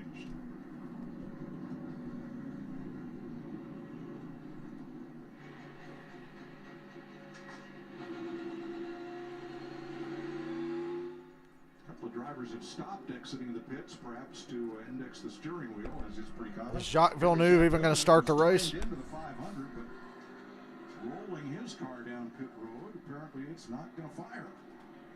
Maybe it doesn't need to. It doesn't need to, so I would just park it. The rule says you must start. Oh, the rule says you got to start. Okay. Maintain your spot, and I suppose Maybe leaving the starting grid. Start-finish line right here. Yeah. Well, meanwhile, I'm going to dial up my old teammate Kevin Harvick. Watch this. Hey, Kevin Harvick, sport. Hey, Kevin Harvick, you have washed up boomer. You got me? All right, buddy. Pretty mild first duel, but the Fords were fast. Obviously, you're sitting in one. What's your plan here? What do you want to feel in this race car?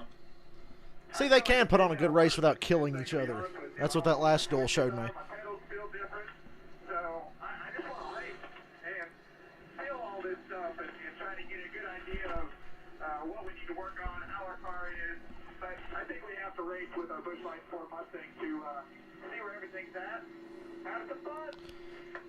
All right, man. Well, good luck. Hey, guys, come on. Be the Matt Kenseth to my David Reagan. Get behind me and push me to 1,000 subscribers like he pushed David Reagan to that fucking July Daytona win he didn't deserve because Kenseth flat out said on the radio he was going to let him win. Thanks to RL King on Twitter, our pollster. And I always said that was good karma for Kenseth because he let David Reagan win in July 2011 and told him he was going to let him win, and then they come back for the 500 the next year and Kenseth wins because Biffle let him win. Row 2, here come the Toyotas. Martin Truex Jr. and Denny Hamlin, a 3-time. Denny Hamlin's paint scheme no longer sucks. Back to row 3, the rookie Harrison Burton. One Cup started Talladega last year. Joey Logano, the 2015 Daytona 500 winner. Back to row 4, Christopher Bell, runner-up in the duel last year, and Bubba Wallace. The last time we were at a super speedway, he won at Talladega. What was that, Larry? The last time we were at a super speedway, Bubba Wallace won. You mean that thing Matt DiBenedetto never did? All right, I'm going to get this right. Austin Dillon, number 3 ball, won his duel last year. Ty Dillon, the wrecking ball from the Clash, is in this duel. Daytona 500 winner, and Ty Dillon Austin might have it. in row 6. I expect good things for Reddick this year, especially. Harvick's paint scheme is pretty sexy. Top 10 in his duel the last 4 years in a row. He's the only one I want to see get Corey LaJoie was Yeah, I wouldn't mind seeing Harvick lose a car tonight. Stenhouse, the July 17 Daytona winner. Row 9, the 51 car, got a Cody Green Ware Bay making his Packer third car, dual Dale. start. The 27, Jacques Villeneuve, he's a winner in Indy. They're trying to get Villeneuve's car to fire. The 500, but his car is on pit road right now. In this row, here it comes, just like the first duel. Greg Biffle has to race his Let's way go, back. Biff. David Reagan obviously on his I really care about the bubble battle in this race because I want Biffle to make it. Timmy Hill, who's going to be in the Daytona 500. Timmy Hill's fucking useless to St. I racing. Make the start of this race. The hood is up on his Hesberg. But what happens if Villeneuve doesn't make the start of the race? They're trying to get it fired, but Yeah, aren't you glad he's locked in on Tom? fire of this second dual group last night, so he's into the Daytona 500. Regardless, Jamie. Well, Mike, on pit road here, there's actually 40 boxes, but we have 42 drivers racing tonight, so that means 2 teams had to share a space. So when the first race was over, they had to move out of pit box. One of those teams is Joey Logano. They literally just got his war wagon set up in here. They're still plugging in wires. Pit crews are sweating already. They've been tripping over everything in this pit Oh, box. poor Joey. They're ready. They're just All he waiting needs to is a take fucking right in the spotter. box so Joey It's can hit his Daytona. marks. As for their driver, though, he is ready. He's strapped in. He told me there's no holding back in this race. He wants to get something out of it. And oh, by the way, there's a great trophy, and he likes trophies. Regan Smith. Well, Jamie, just a few moments ago, we saw Cass. Well, let's hope for better luck in Duel 2, Michael. He's a young guy that was trying to do that. Now the other end of the spectrum, Greg Biffle, an old guy that is trying to race his way into the Daytona 500. Dude, I feel like Biffle was old when he was a rookie. He was like 30 when he was a rookie. Right as he got in the race car, he was calm, he was cool, he was collected. He studied what happened in the previous race. Said, my main goal early on is going to be to not lose the packs in front. Want to go to Biffle's house and wait for him to get home if he doesn't make the race tonight? I know where he lives. I know where Biffle lives. It's not that far from here. Then Greg Biffle, look for him to make some fun out there tonight. So Greg Biffle making a comeback here for New York Racing. One of his former teammates at Roush Racing, Matt Kenseth, is also going to make a comeback of sorts, the 2-time Daytona 500. Matt Kenseth's going to call the race at California at Auto Club Speedway. So you got Tony Stewart for the 500 and Matt Kenseth for Fontana. Man, you're going to have your hands full, Mike. Oh, that's what Tony Stewart said 2 weeks ago. And you still do. It's all good. There's Daytona Road Course. Look down through this field. Why don't we run the duels on the road course? That way, less shit would get tore up. Look down through this field, Larry, I see a lot more pairings in this. Just like I see with Denny Hamlin. Be back in a second. Right in front of him. Those guys are going to find each other, and I think you're going to see a way different role in this duel today. Or right here. You saw the Toyota cam on board Denny Hamlin. And here's Martin Truex Jr., his camera also presented by Toyota. Joey Logano, Coke Zero onboard cam. And next we're going to fire it up with the Louisiana hot sauce. Oh, excuse me, Louisiana hot sauce cam. Ricky Stenhouse. Louisiana. This is the one. Home of the New Orleans Saints. And his 2 teammates right behind him. Those 3 Hendrick cars, they had the luxury of keeping that 5 car that we know is going to sit on. Bowman is the only Hendrick car in the race. Alex Bowman is on the outside. Got some other Chevrolets mixed in there, but this is a Toyota heavy race. See what that 48 car does at the start of this race. Tonight's aerial coverage provided by Goodyear. Anything can happen as long as you have the drive. Goodyear, more driven. They roll into turn 3. Bowman is elected to start on the inside. So I wonder how long it'll take them before they realize that Atlanta's not going to work. A super speedway with a quad oval shape. So that means one of them walls in the front stretch, somebody's going to hit it at a 90-degree angle. Sorry, I was just thinking out loud. Look how awesome Bubba's car looks. I want to eat that car. It looks delicious. His car owner Car makes me hungry. today. One of them, not Denny Hamlin. Michael Michael Jordan. Pretty cool cat. Michael Jordan's birthday today. Michael Jordan can't be bothered to come to the fucking racetrack. He was at Sonoma last year. I'm like, why would you come to Sonoma of all races? Bubba's terrible at Sonoma. Fuel window just under 40 laps. Pace car is in. All right, green flag, duel 2. Bowman brings him to green. And Bowman's got an 8 second. Alex Bowman's going to have a 2006 Dale Jr. Xfinity race where he's going to get a 6-second lead at Daytona. I'm kidding. Jumps out pretty good there. They'll swallow him up down the back. You got Truex and Hamlin here. Bubba slips to the inside back there, 5th in line on the bottom. Logano's going to try to tandem Almirola to the lead, trying to get him in front of the 48 before they get to turn 3. That's the goal here. They're not going to make it happen, though. They broke apart. So Bowman's going to hold the lead on the bottom.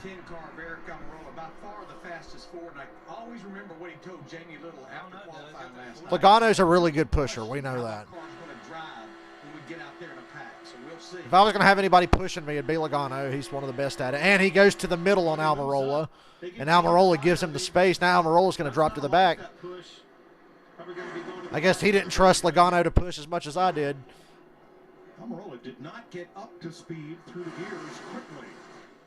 But then in the draft on the back straightaway, pulled even, and now drops toward the back of the field. You mentioned you see Alex Bowman in that 48 car lead. You got to go all the way back. I like the shiny numbers on Bell's car. NASCAR let him have like metallic numbers again. Logano side by side with Bowman. 21 is technically a teammate for Logano. 20 cars in that lead pack. Jacques Villeneuve did get going, but he and Logano leads that lap around the outside. By about 3 seconds, Jamie. Well, Jacques Villeneuve, as you noted, Mike, he was in pit road. They were having an issue with the throttle cable. And Logano clears Bowman. I don't know why we're looking at Jacques Villeneuve running by himself when we just had a lead change up at the front, but that's cool, Fox. Yeah, it's Jacques Villeneuve, all right. That sure is Jacques Villeneuve, locked in Daytona 500. We know. We had a lead change. Now we got it back here. Bowman takes it back with a push from Truex. Because of the way the pedals are mounted on the floorboard and not hanging from the dash, you no longer use a throttle rod, use a throttle cable. Yeah, Chase Briscoe, Eric Almirola, possibly both of them had issues at the LA Coliseum. Look at that gold foil number on the 21. Gosh, that takes me back. I'm so glad they let him have shiny numbers again. The Wood Brothers, that gleaming gold foil. Outlawed by NASCAR, chrome and foil numbers for many, many years. And this year they've said, if you want to present it, we'll look at it and we will approve it perhaps, but for the door numbers only. That's okay with me. Heck yeah, that looks so cool. How are you going to turn that down? It's the way it ought to be. Bowman, Truex, Hamlin on the bottom, Logano, Burton, and Austin Dillon, and Todd Dillon behind him. Todd Dillon's really good at Daytona. In the summer race, he would always wind up top 5. So I wouldn't be surprised if Todd Dillon had a shot to win. Harvick getting passed by his old buddy Greg Biffle. A lot of history there. We're only 5 laps in, but this looks a little racier than Duel 1. You don't want to lose a draft. It seems very easy to lose a draft. As soon as those guys went by him, bye-bye, they're gone. Yeah, Biffle's in this lead pack. Timmy Hill's nowhere to be found. And Biffle's in the lead pack. Timmy Hill by 6, Jacques Villeneuve by 13.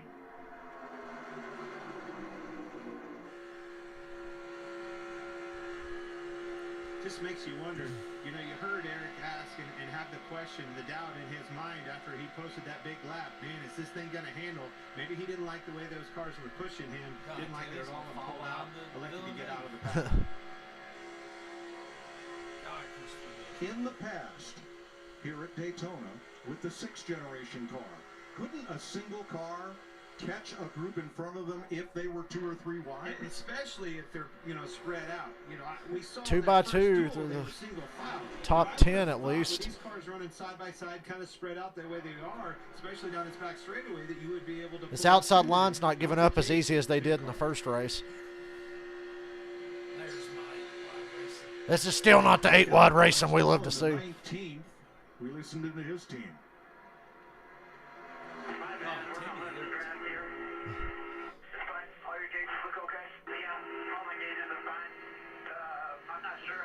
Logano and Bowman have traded the lead repeatedly. Baby, that's a new one. I've never heard that before. Where's gear pressure come from? It's got to have something to do with that transaxle in the gearbox back there. That's all new to the next-gen car here in the Cup Series in 2022. That exhaust out the side. He's America's crew chief. Of course, Larry Mack knows everything. Now that outside line's got some serious push. But every time they get it, Truex gets up the bumper of the 48 and shoves him back out front. Nose to tail. If I'm Bowman, I'm going to hold my line. I was thinking jump it out. I don't want to get in front of Logano because he's going to shuffle me out. Logano's going to shuffle you out, so you might as well just stay in front of your line to stay up at the front. GMS Motorsports. Richard Petty, Maury Gallagher getting together with a two-car team with the 42 and 43 for this year. I know we're only 7 laps into this dual race, up to 60 laps, but these guys, they look pretty racy right now, side by side, 2 rows deep. Said that already. Joey has a lot to do with this.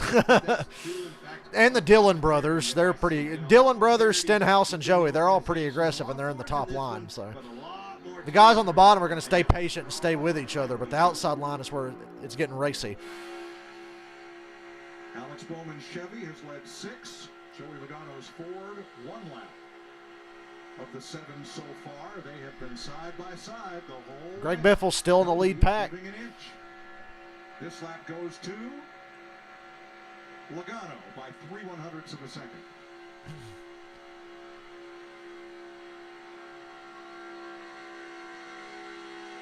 We have 18 drivers separated by basically about 9/100ths of a second. You know, watching these guys draft and do the bump drafting, it's almost like they're I like how this pack looks. not pushing one another in the corner than they are down the straightaways. This Is that because the car is just a little bit lighter on the Yeah, straightaway? pretty consistently. Loaded more in the corners, what I was thinking. Probably This is more what you'll see Sunday, I think. a little bit more stability. Do you think that'll change as we get through Sunday and these drivers learn more about what this car wants? Logano leads this lap. Now the outside line's really pushing ahead. When it becomes time, you push everywhere. Out of necessity, you have to go. I will have double the fun. We go from 21 drivers to 40. Now at the bottom of the pylon, Greg Biffle 1 second off at the tail of that lead pack. And Timmy Hill 24 seconds back. Those are the 2 drivers racing for the transfer spot. Jack Villeneuve is already guaranteed into the field. Timmy Hill's half a lap down or more, and we're only 10 laps in. Of the leaders, but he'll be in the 5. Big push from Truex to Bowman into 3. Truex gives that Chevy. Truex is a really good pusher. How has Truex, through his entire career, done nothing on super speedways? When he was coming up driving for Dale Jr., he was really good. And then he got to Cup, and it's like he forgot how to do these. Well, Mike, a lot of these drivers He has a lot of shitty luck. to go talk to their teammates before they got in the car and get some really helpful information. Joey Logano was one of them. He talked to Austin Cindric. Austin told him what mistakes he made in pushing Blaney, told him what the car did, how it reacted, and Joey nodded his head like, okay, that gives me confidence what I need to do in my race. Stay on the bottom, Bowman, no matter what. Don't even try to clear Logano. He'll shuffle you out, put you in the middle. Satellite team run out of the same shop, so they are teammates in the name. Yeah, Harrison Burton's doing a really good job. Those Penske cars look extremely impressive. Mike talked about. Might have to pick a Penske car to win that Daytona 500 on Sunday. I don't know. What happened the last time the 21 car came to Daytona and the driver was making his second career start, don't you? I believe that was Trevor Bayne. It was. And he won. Trevor Bayne's going to run some Xfinity races this year for Gibbs, driving an 18 car. Since they just mentioned Trevor Bayne, that reminds me, he's back in the Xfinity Series part-time. Ty Gibbs just yesterday secured full-time funding for Xfinity this year. So congratulations, Ty Gibbs, on winning the Xfinity Series championship, unless he chokes it away. It'd take a serious choke for him to not win it, which is possible with him, but he is God's favorite race car driver after all. So Ty Gibbs has the Lord on his side. Unlike that poser Matt DiBenedetto and Michael McDowell. God threw him a bone last year. He had McDowell win the Daytona 500. Okay.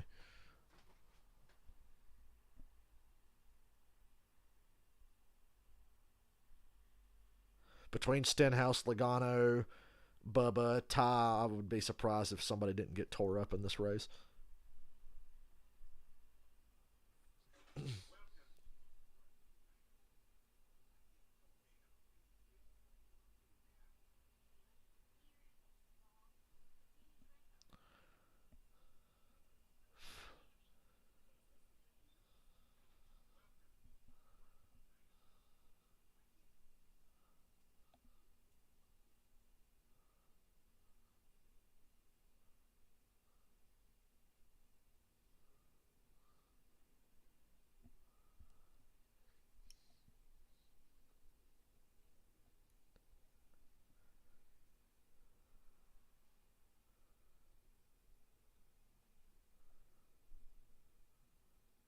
We have a caution.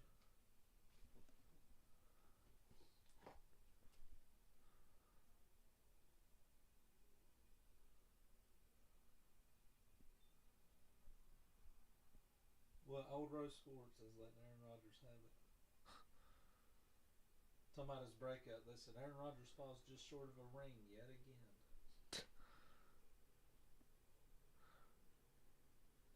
The more people hate on Aaron Rodgers for shit that has nothing to do with football, the more I like him.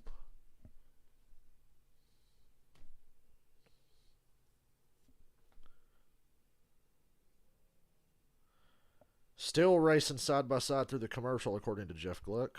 Stiff for the biff, baby.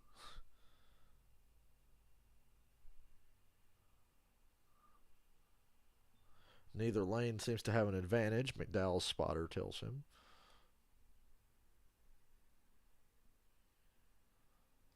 And we're back, 15 laps in. They just lapped Landon Castle. Logano has a distinct advantage now, and Harrison Burton's leading the bottom line. And now Logano jumps down to the bottom, and the Dillon brothers lead the top, Logano on the bottom. Is his rear diffuser falling off? Logano's rear diffuser's flapping.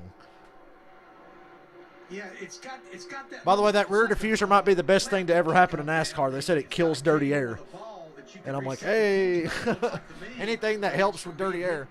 Now that outside line's Dillon, Buescher, Stenhouse, Harvick, McDowell. The bottom line lost a lot of ground with Logano and Harrison Burton. And now Austin and Ty are leading the race. Look how much racier this one is. These guys ain't fucking around. Hey, look, there's Kyle Busch back there behind Greg Biffle. Biffle is racing hard. Biffle in this lead pack making moves. Dillon brothers leading. Here comes Buescher to the outside. There's going to be something bad in this race. I can feel it. Now Chris Buescher takes the lead. Remember I spoke about Ricky Stenhouse Jr. in that 47 car. I'd be really glad to have been in the first duel. He's up there on the outside, right behind Chris Buescher in that 17. That's actually Kevin Harvick. Yeah, now Stenhouse is on the outside. Harvick giving a shove to Stenhouse. And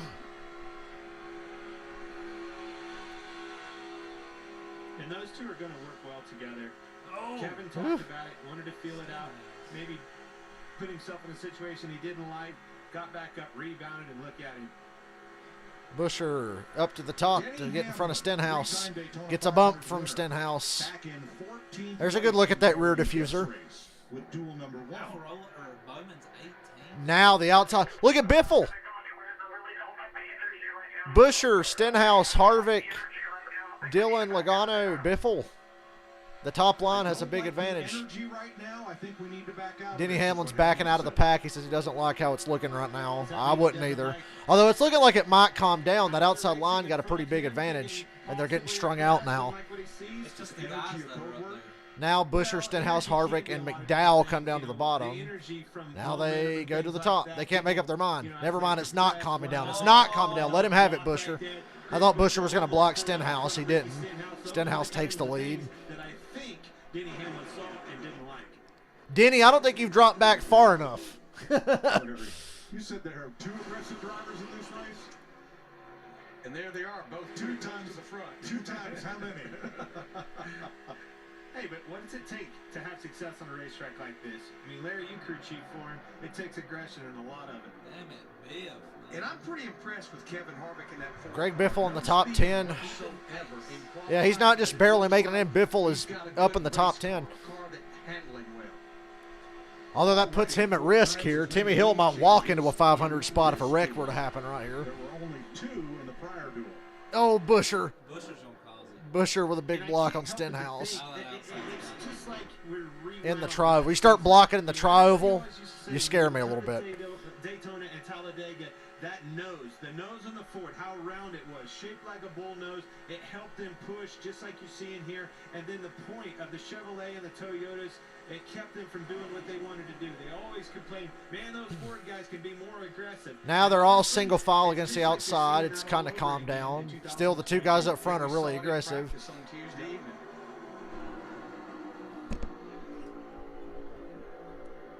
Biffle's begging him to get just single file, I think.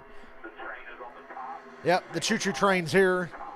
A third of the way through. Hey, it took way longer to get the choo-choo train going in this race. 20 laps in. You can make it from here if you had to pit. New spotter for them. New spotter combination for him and Ricky.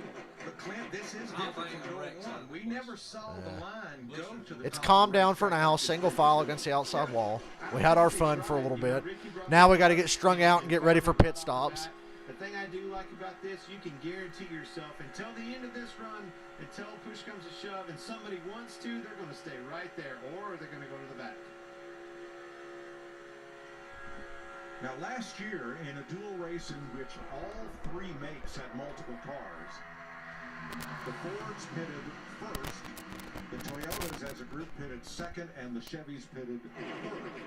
Now, that was last year, whole different race car. 21 laps. Busher, Stenhouse, Harvick, McDowell, Logano, Burton, Austin Dillon, Ty Dillon, Greg Biffle, Kyle Busch. The top 10. And we get side by side in this race. Is it raining or is it just windy? I think it's just windy. A little breezy outside. I got my window open.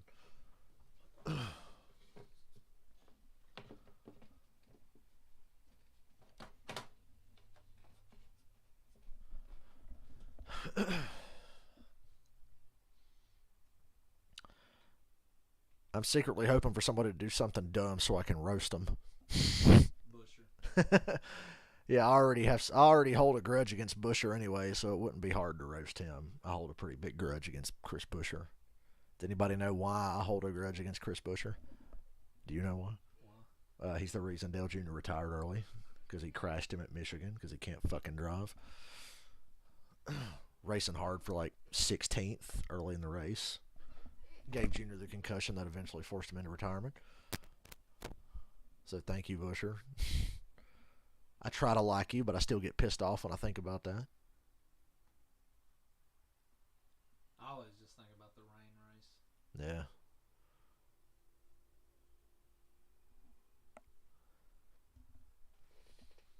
Or the fog. Was it the fog? It was fog, yeah. And that shit was just thick and just set in on top of that racetrack. Really glad we only have to do one Pocono race now, even though we probably have a car that could put on a good race there. Timmy Hill let the car that didn't even start the race pass him. That's amazing. Biffle's doing his part, but yeah, it's good that Timmy Hill just fucking sucks.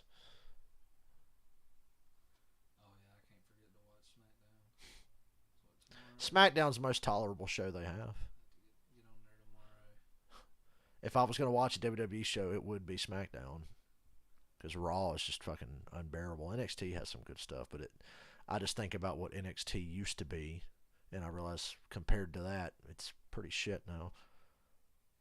Although they do have that Priscilla Kelly chick on there. She goes by some kind of stupid name now. I don't even know. It determines the outside lane of the starting grid for the 500. Chris Busher, the leader. Ricky Stenhouse in second. Something else that's new about this. Damn, Almirola's getting lapped. You're right. is that in addition to rear view mirrors, they also have a rear view camera that projects on a mirror. You see Stenhouse looking up at his center rear view mirror and then down toward the dash at the output from that camera on a screen that is shaped like an inside rear view mirror. Now, obviously, the lens of that camera is going to be a little different from what you see in the mirror, and that's going to take some adapting. 100%, and maybe that's what he's practicing, is just trying to figure out which one of those he's I would feel so much better looking at the camera. drastically different. I don't know if you've ever drove a car, a passenger car. Some of these new ones have those cameras in them now, and you can flip it over. My wife's car, you can do that, and I'm telling you, I go old school.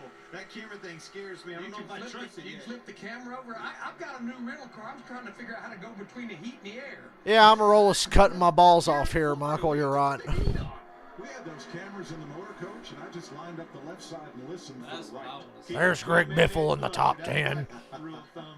Greg Biffle, 9th place, right in the middle of that lead pack. And Having the time of his life. Here come the Toyotas to pit road. The Toyotas and somebody else is pitting with them. Oh, Hamlin. Hamlin got hit getting on the pits. Hamlin spins out. Oh, look out, David Reagan. Hamlin spun at the entrance of pit road. Yeah, the Toyotas are going to have less cars.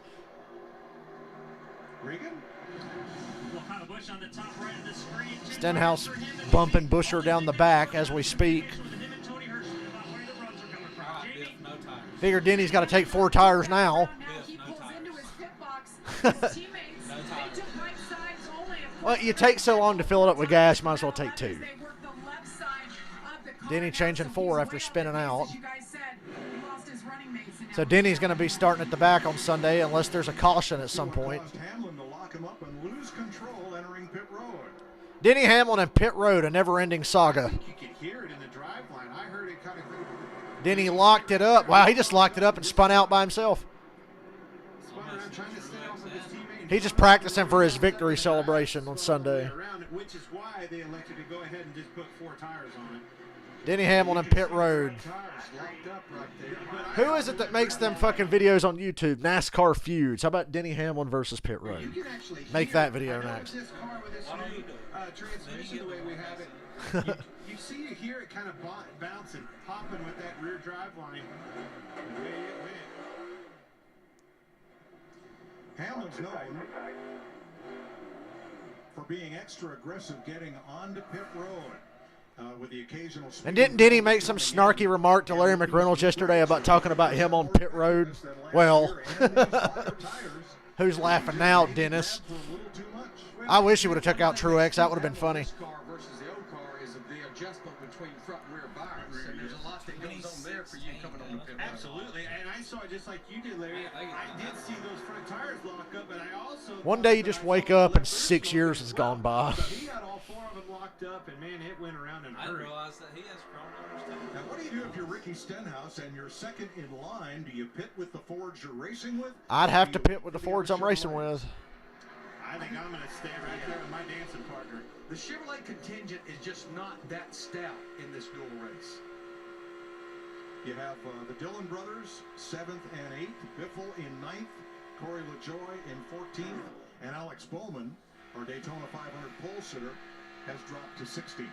Now, what I want to watch is lap times on these Toyotas to see how they match up with that lead group, to see if they're making up ground. Because if they keep losing ground, that's not going to be good, even with that other group coming to pit road under green. Last lap up front, 47 seconds. Last lap for those Toyotas, 48 and a half. Oh. So they're giving up a second and a half, second and 3/4. Halfway through the race. Toyotas are a second and a half off the pace now with their small group compared to this lead pack of 6 cars. Do not make a mistake and take yourself out of this.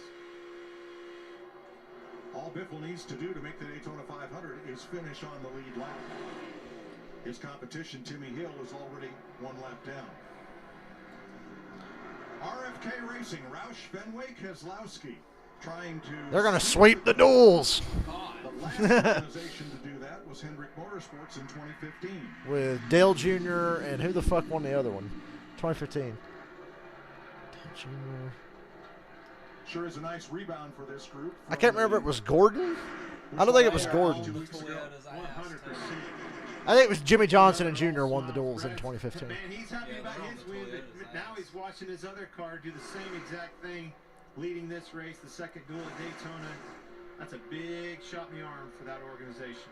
And Mike, you may ask me, when do I anticipate this group here pitting? Well, they can probably run another 8 to 9 laps, and I would keep going here because they continue to put more and more real estate on that Toyota group that's already been to pit road. 47 flat for Chris Buescher, 48-30 for the Toyotas.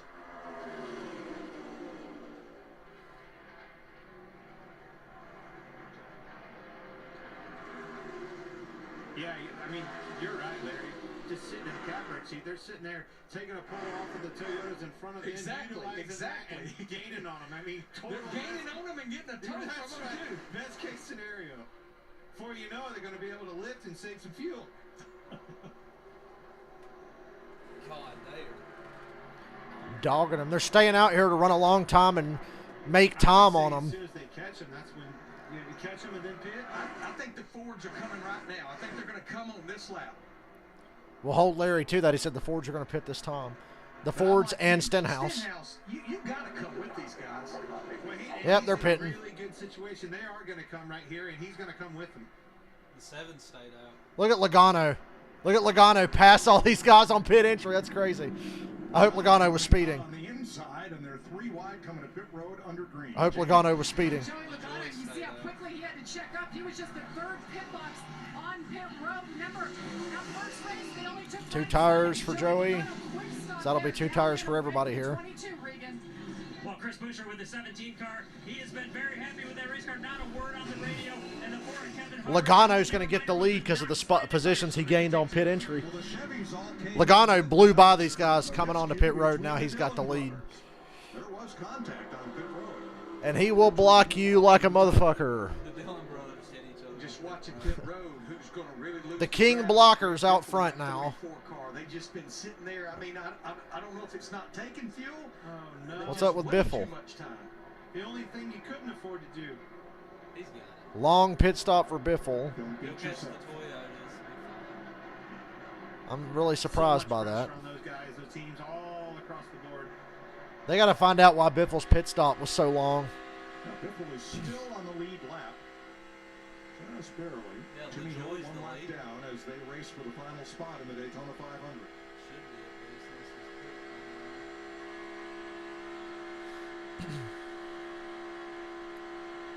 Looking back from Joey Logano at Chris Buescher, the 2nd place car. Michael McDowell 3rd, Harrison Burton 4th, Kevin Harvick 5th, all in Fords. Ricky Stenhouse right with that group, but now in 6th place. Let's show you the Logano, contact Buescher, on pit road. McDowell, and Harrison Burton. Kevin Harvick and Stenhouse have lost touch with them. And yeah, the Dillon brothers got crisscrossed on pit road and almost hit each other. Misses pit stop. And that jacked up their pit stops. Then Biffle had a slow stop, so the Chevrolet group, whatever that group was, they're fucked now. On there, and that caught Ty on This the is going to be the group to battle for the win. Right These now, 4, 26 Logano, to Buescher, go. McDowell, and This Harrison group Burton. here, led by Joey Logano, who's leading the race. They're about the distance of the back straightaway in front of that Toyota group. Eric Almirola has just pitted, so has Jacques Villeneuve, but Villeneuve overshot his pit and goes back. Boy, aren't you glad Villeneuve's in the Daytona 500? Moments for Denny Hamlin here as he tried to get on pit road, but he has recovered and he is still on the lead lap. Yeah, if Denny's still on the lead lap, Biffle should be okay. Biffle's on the lead lap. Yeah, I know he's on the lead lap. I just don't want him to end up a lap down and be on the same lap as Timmy Hill, which Timmy Hill's not much of a threat, so should be okay. Biffle was racing really good, though, before those pit stops.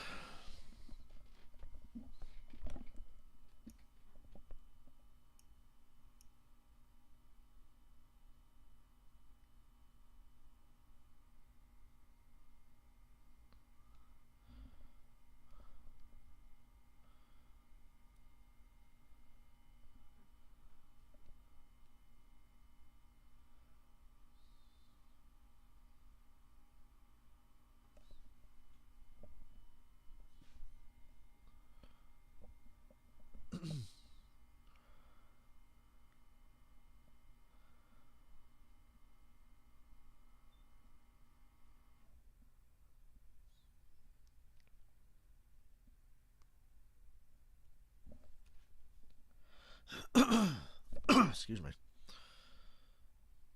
I've actually not coughed that much tonight. And Twizzlers helped.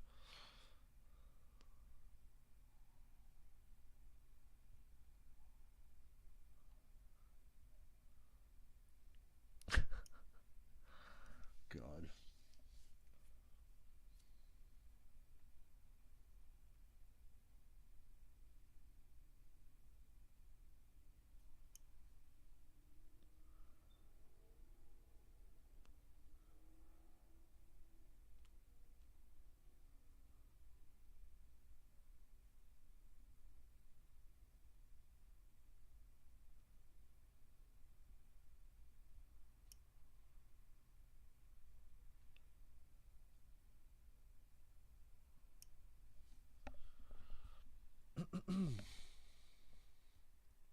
McDowell's going to steal another one.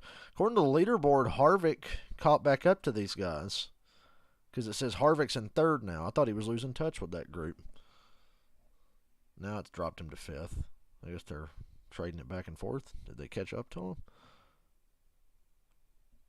So it should be a 6-car group at the front. No, Harvick's fifth. Leaderboard updated right. It says he's 7 seconds back. So yeah, here we are. 4-car group at the front, just like when we left. Logano, Busher, McDowell, and Burton.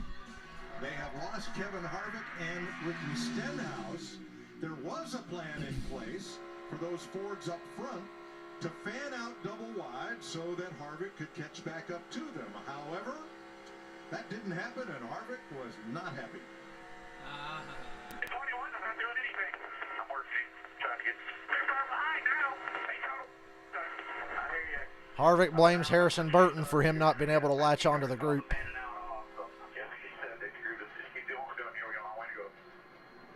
Well, if I'm that top 4, I ain't fucking slowing my ass down to help you out. I'm up here in the lead pack. I don't want the Toyotas or anybody else to catch us. I don't care how far behind they are. Yeah. Fan that thing out, spread out a little bit, create a bigger wake, and let him pull up, because effectively all the Fords as a one are going to be stronger than just 4 of them. The King blocker leading this pack means this final few laps is going to be really, really interesting. So now with 21 laps to go, the speed 20 to go now. The Ford group and the Toyota group is gone. Last lap, the Toyotas were 0.3 of a second faster than the 4 Fords out front. They're going to need more than 0.3 a lap to catch them, though. Yeah. Yeah, with 20 laps to go, they're about a little over 10 seconds behind. This group right here that we're looking at, these 4 Ford drivers, they're going to have to stay pretty organized and stay tucked. Bush are going to make the early move like Keselowski did. Blaney was right. That was genius. Who would have thought Brad was going to make the pass before to go? Yeah, I mean, they were already slow and they were hauling ass. So hopefully Harvick and Stenhouse can latch on to this group. And Kevin Harvick. 4 seems to be the magic number of a group of cars to maintain top speed. There you go. Harvick and Stenhouse should be able to catch here. Maybe.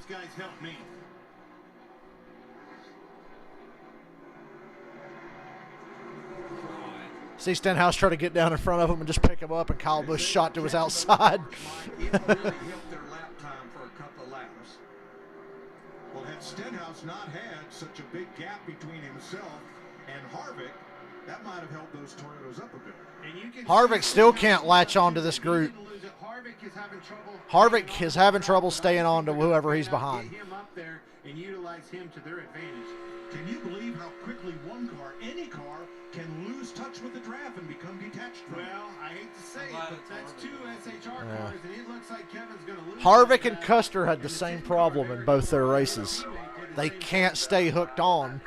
They don't have speed by themselves. They're probably pretty good in the draft. Childers, the crew chief, to Kevin Harvick. I don't know if that was to Kevin Harvick. So it's a pretty frustrating race here for Harvick, which I don't mind because fuck Kevin Harvick. Whiny ass boomer.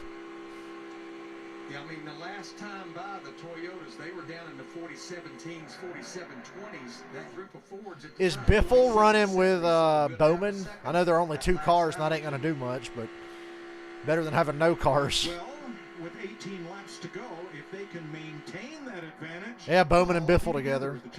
Okay, Bowman's fast. We know Bowman's fast by himself. Still in the transfer spot. He's got Alex Bowman working with him now. 2 Chevrolets in tow. Bowman will start the 500 from the pole, and Biffle is in position to roll from row number 19 on Sunday. Looking pretty right now, having that 48 that you know he's going to be an ally to you. Harvick really couldn't stay hooked on with the 5 cars in front of him. That's crazy. I think Bowman's very content to run right there. And with Timmy Hill 3 laps down, Biffle's position in Sunday's race is pretty assured. It was 17 to go.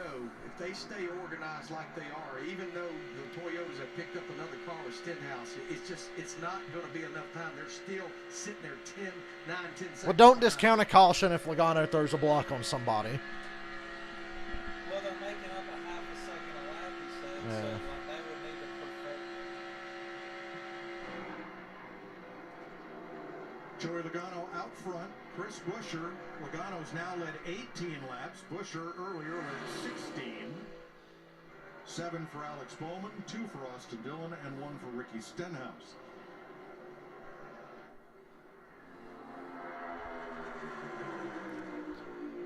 Gonna hit 15 to go. Boy, Kyle, I thought Kyle was getting turned there for a second. See how unstable Bell's car looked behind Kyle down the backstretch?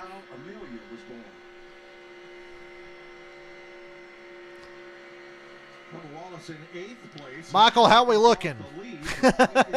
Almirola's fucking us. You know, you say your math, and the one thing I do like about this Toyota pack, now they're catching a teammate. Denny Hamlin had that trouble on pit road. He is leading a 3-car brigade right in front of them. They're going to get the pull off of that one. That's going to help them probably attach Denny Hamlin. That may be enough to catch them as we get down to the closing laps and catch these 4. So Denny, a lap down, is going to try to lead his teammates, most likely. It's great observation because the 4 Fords have nobody in front of them to even sniff a draft off of. Well, Joey Logano has not yet lost a race in 2022. Fair point. He'll come to the line. Or, damn, they might actually catch these fuckers by the end. They caught that line of 3 as you see them going to the outside right here. Denny, pull up. Denny Hamlin, the 11 of the FedEx car. He's going to He'll probably just attach on. And help them as quick as possible here. That group is 8 seconds behind this group. That's a lot. They gained a lot there in the last couple laps. Just ran 8/10 quicker. 8/10 quicker that lap. That's pretty substantial. Toyotas on the lead lap will pull around. Hamlin will try to attach himself to them. Come on, Hamlin, move up, move up, move up. And he does. He gets behind Bubba. If he can stay with him, I don't know if he can stay with him. They're pretty fast. And now we'll see if that 6-car train is faster than the 4-car lead pack. If they have a chance, that's going to be how it happens. Strength in numbers always on a track like Daytona, and that's exactly what they've assembled. 47.60 for the leader, Logano, that lap. Yeah, Almirola murdered my lineup. Kyle Busch What a fucking bum. The same, but they were double wide, completing that pass on that lap. We'll check it next time around. Yeah, they were very unorganized that time. And So Denny Hamlin, a lap down, is behind his Toyota teammates. Right, they had to go side by side, transition back into play, but this is where they really got to get crunched in. You got to tighten that pack, tighten that train right here, and really push hard on one another, which is exactly what you see Christopher Bell doing to Kyle Busch. Joey Logano and Chris Buescher thinking ahead to the final laps of this race.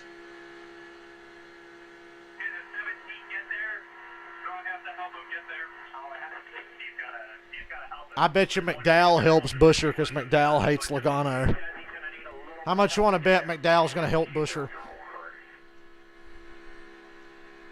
I know McDowell's going to want to help himself, but I'd have to try to get Logano out of there. And there they are in touch. First and second place cars. 47.26 last time. The Toyota's half a second slower. We'll check it this time as they come around for 11 to go. And the Fords now, they're catching a couple of cars that's up their nose to tail, and their lap times reflect it. They picked up to the 47.20s and 30s. I'm losing hope, Larry. Yeah. 47.40 for Joey Logano leading the first pack. And Kyle Busch this time 47.75, about 4/10 slower. Jamie. Yeah, they're not going to get him. Villeneuve is out of this race, but he's in the Great American Race on Sunday. What does it mean to you to make the field for the Daytona 500? Oh, it's great. I'm happy we made it on time because with the issues we had today, it would have been terrible. I need a big wreck with everybody except my fantasy guys to gain Almirola some spots back. Fix it. There's no issues. All right, one more practice tomorrow night, Mike. Indy 500 champ, Formula One World Driving That's the champion. Biff they're And he'll catching. be in his first. Biff will tail into the lead lap, but the car he's racing is 3 laps down. So like they said a minute ago, he's fine. Okay, they're catching those 2 cars of Greg Biffle. 10 to go. Bowman in the 48. That's only going to help them even more. I can't help but to think. If I'm Biffle, I'm letting everybody go. Bowman, I don't know. Look at them pull up to get a draft off of him. And then shoot to the bottom. Biffle and Bowman do the smart thing and stay out of the way. 10 to go. Bowman knows he's going to start on the front row Sunday anyway, so. Who do you like? It comes down to these 4, and it probably will. Remember what I said about being aggressive? That man leading his pack's pretty aggressive. I agree 100%. Michael McDowell got into both the Penske cars at the front on the last lap of the Daytona 500 last year. Remember when Logano threw that stupid block and Michael McDowell won the Daytona 500? Same position he's in now. Now, of course, way more at stake then than there is tonight.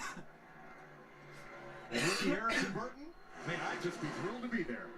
He is doing a good job, doing exactly what he It's a needs shame to Kim do. Burton's not there, so we can't have a camera on her every 5 seconds. God forbid Harrison Burton ever ends up racing side by side with Kyle Busch for a win. We'll never get to see what happens because they'll be too busy showing Kyle's wife and Harrison's mom. Just open your lap times. God help us.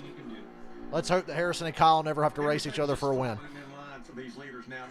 I want to actually see what happens on the damn racetrack.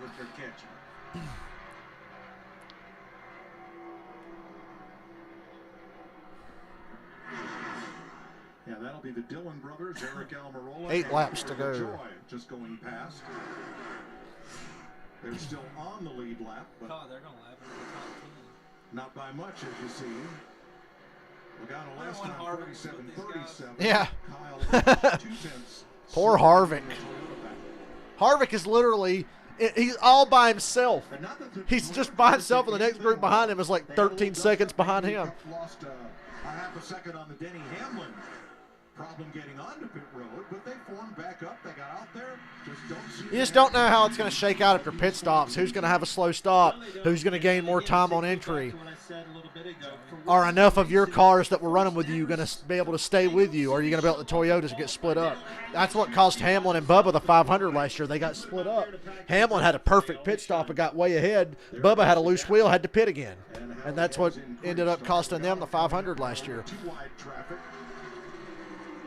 Where the Joy moved up, and now Logano has to go to the high side to pass Austin Dillon. You know how long it's been since both dual races went caution-free? And no, I'm not trying to jinx this. 2003. Liar. I know who won it. So both dual races have not gone caution-free on the same day since 2003. Yeah, that is interesting. You're right. Biffle's able to keep touch with the cars that lapped him, but Harvick couldn't keep up with the cars he was on the same lap with. I just think Biffle's car is really good in the draft. Biffle's got a good raceable car. I think Harvick's car just doesn't have enough straight line speed. These shots fully adjustable on both sides of that, taking the dampening out of it, changing all of that stuff. I just feel like that's playing a big. Remember, this is like a 7-car group, but only 4 of them are actually racing for the win. Yeah. And they've put 2 more seconds on Kyle Busch in the last couple laps. Yeah, right. 4 Fords from 4 different teams out in front here. Team Penske, RFK Austin Racing, Dillon's going to pit road. Motorsports, and the Don't know why. 5 to go. coming to pit road. And that will put him well back in the starting lineup for Sunday. As he takes on the right side tires, yeah. I think that was probably them just going, fuck it, get out of there, don't get taken out by their mess. Let's just get out and run these last few laps by ourselves. Don't tear anything up. You might get something tore up here. Buscher's shoving Logano down the back. Kind of a mistake, but it played, obviously, the role for Brad and winning this thing. I looked for him to wait for maybe at least 2 to go. 2 to go, I'd make my move. 1 to go, right? No. I do it with 2. I want to have time to recharge and get another big run. Again. Scenario, but you know Harrison Burton's probably going to latch onto that 22. Fords just race really well at Daytona and Talladega now.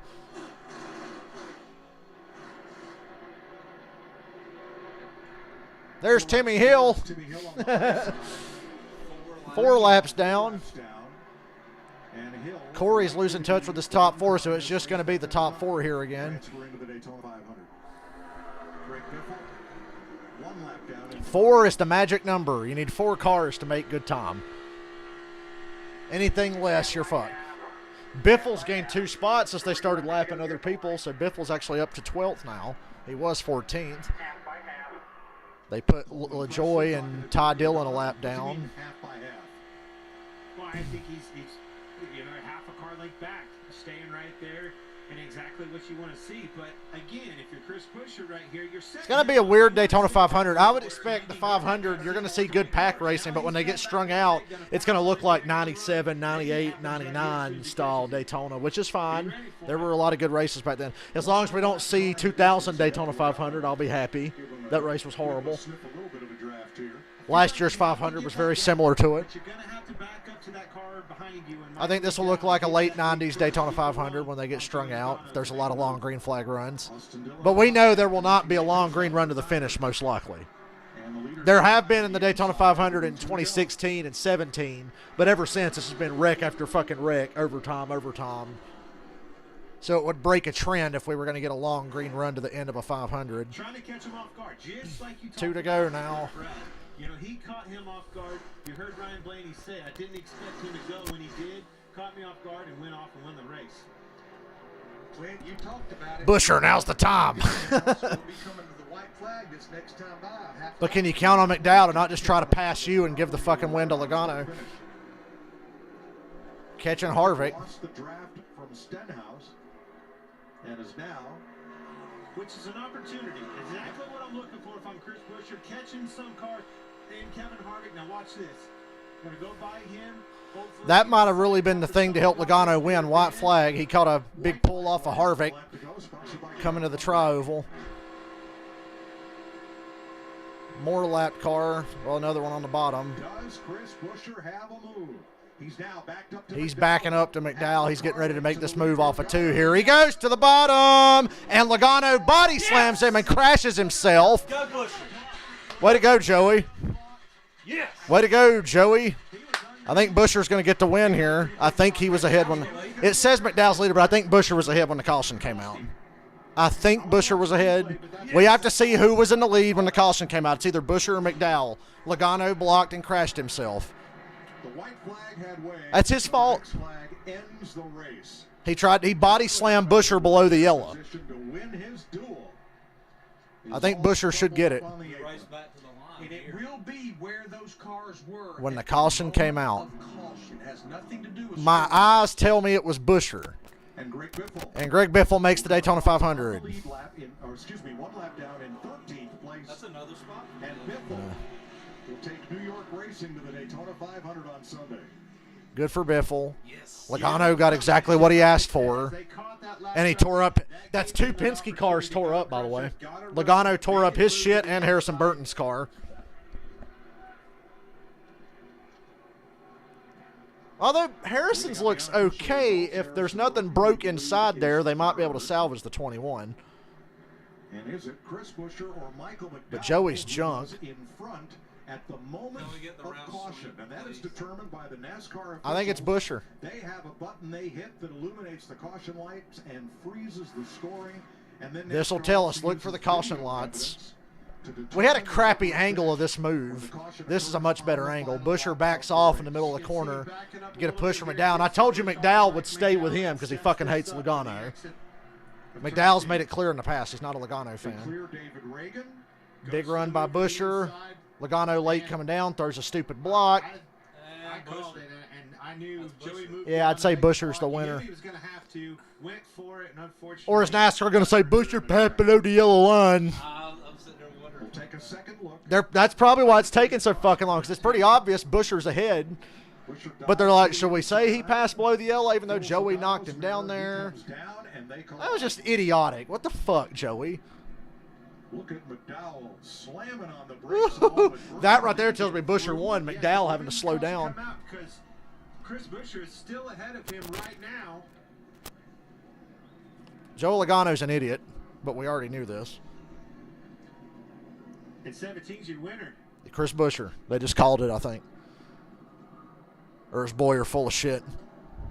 I'm getting a thumbs up over here, boys. Chris Busher wins. So Roush, Fenway, Keselowski swept the duels. Keselowski wins the first one. Busher wins this one. Nice one, Joey. Way to go. That made my whole night. I told you something was going to get tore up in this race because he was in it.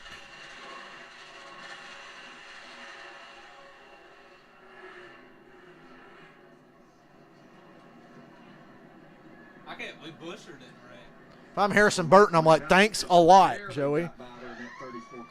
You could see right there the caution light was on, and that 17 was in front of the 34.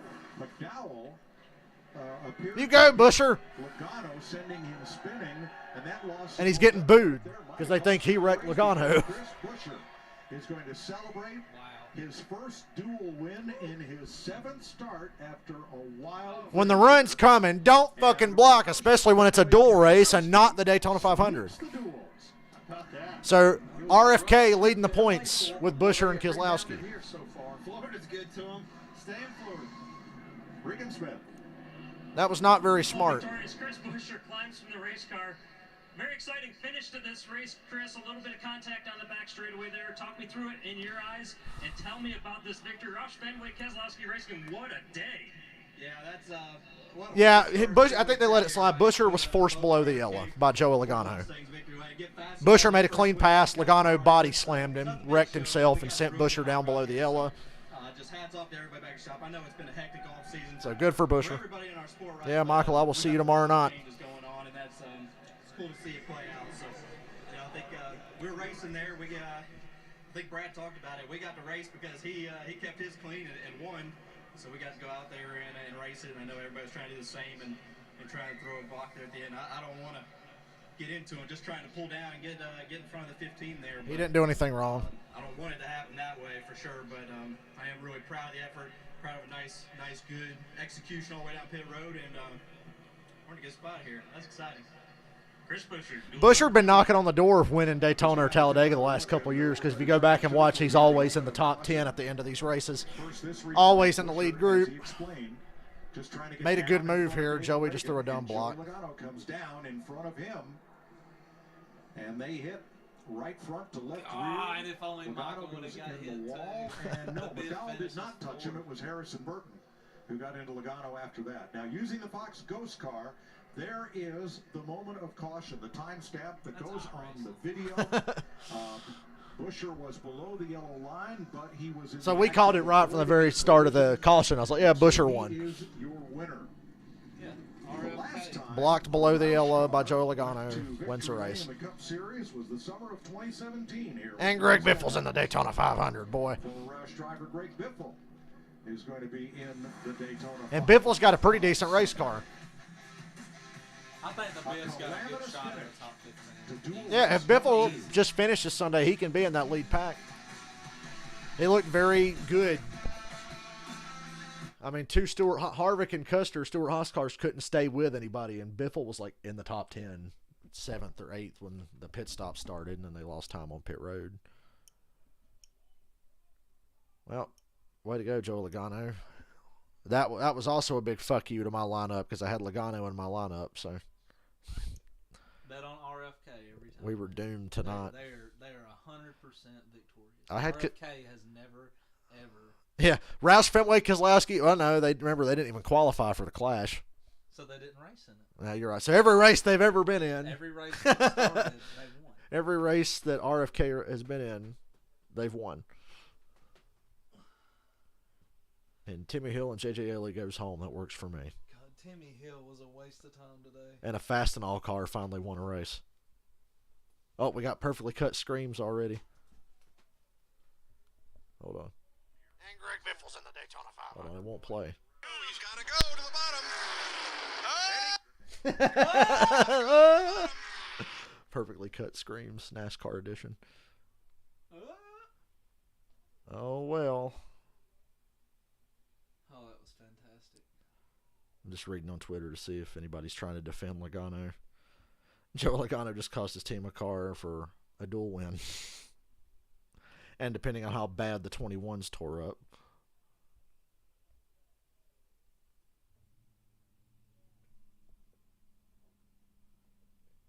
It's okay when Roush is running 20th every week on the mile and a half, so we'll look back on this fondly. Until Busher runs third at like Phoenix or something. Yeah, Busher's one of them guys. Busher will pop it. Remember last year when he led all them laps at Homestead? Busher will pop up every now and then and surprise you. Keselowski, I know he can drive. It's just I don't trust Roush.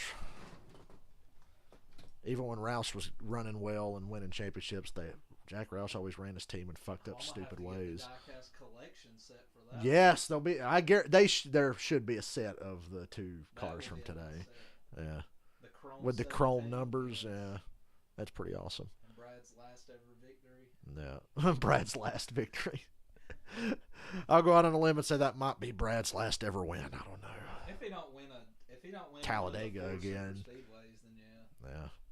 Or maybe he's really good at New Hampshire and Bristol. Almirola's got New Hampshire. They won that last year. Nobody can. Yeah. In the gray jacket, that's a new co-owner of Roush Fenway Keselowski Racing, Brad Kay.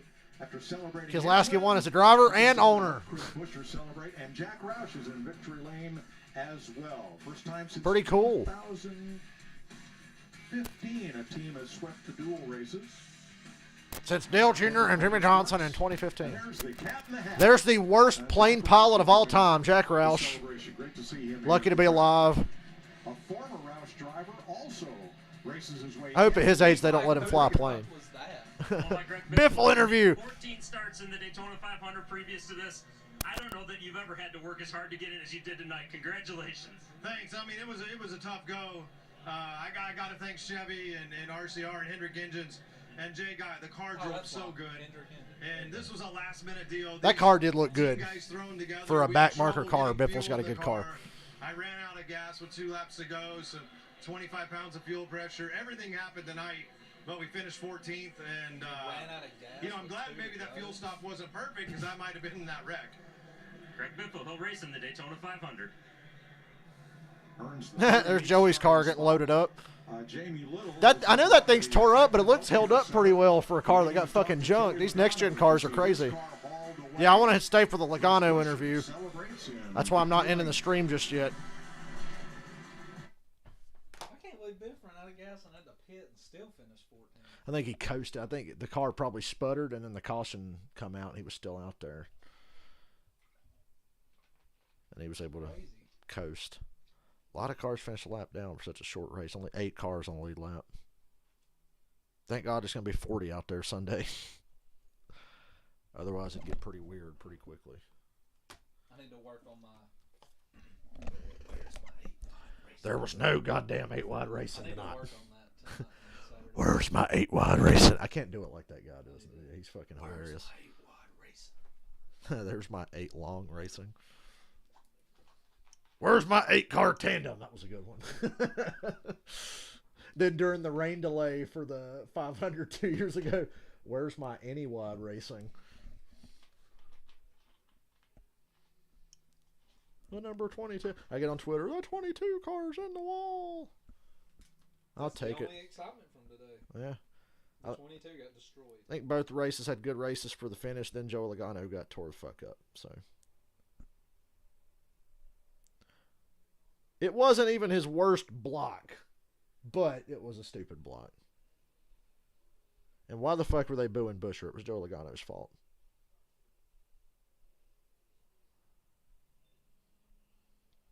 Now, what more do you want? Oh, and somebody just tweeted a picture. They're unloading Joey's backup car. So he's one of the few guys that actually brought a backup car. A lot of teams did not bring a backup car because they don't fucking have one. Stewart Haas has their 4 primary cars and 1 backup car. And I think the 1 backup car is in North Carolina just in case they need it. It's only like 6.5, 7 hours away. So they didn't even bring it with them. But if they get through practice tomorrow, they're good. Joey's the only one that's got to go to a backup. And his car still looked pretty good for a car that got fucking tore up. So we had our first live next-gen car crash test, our first proper one, and it passed. Throwing a dumb block for the lead. Just like in the 500 last year when he wrecked Keselowski and nearly killed Austin Cindric, and McDowell ended up winning.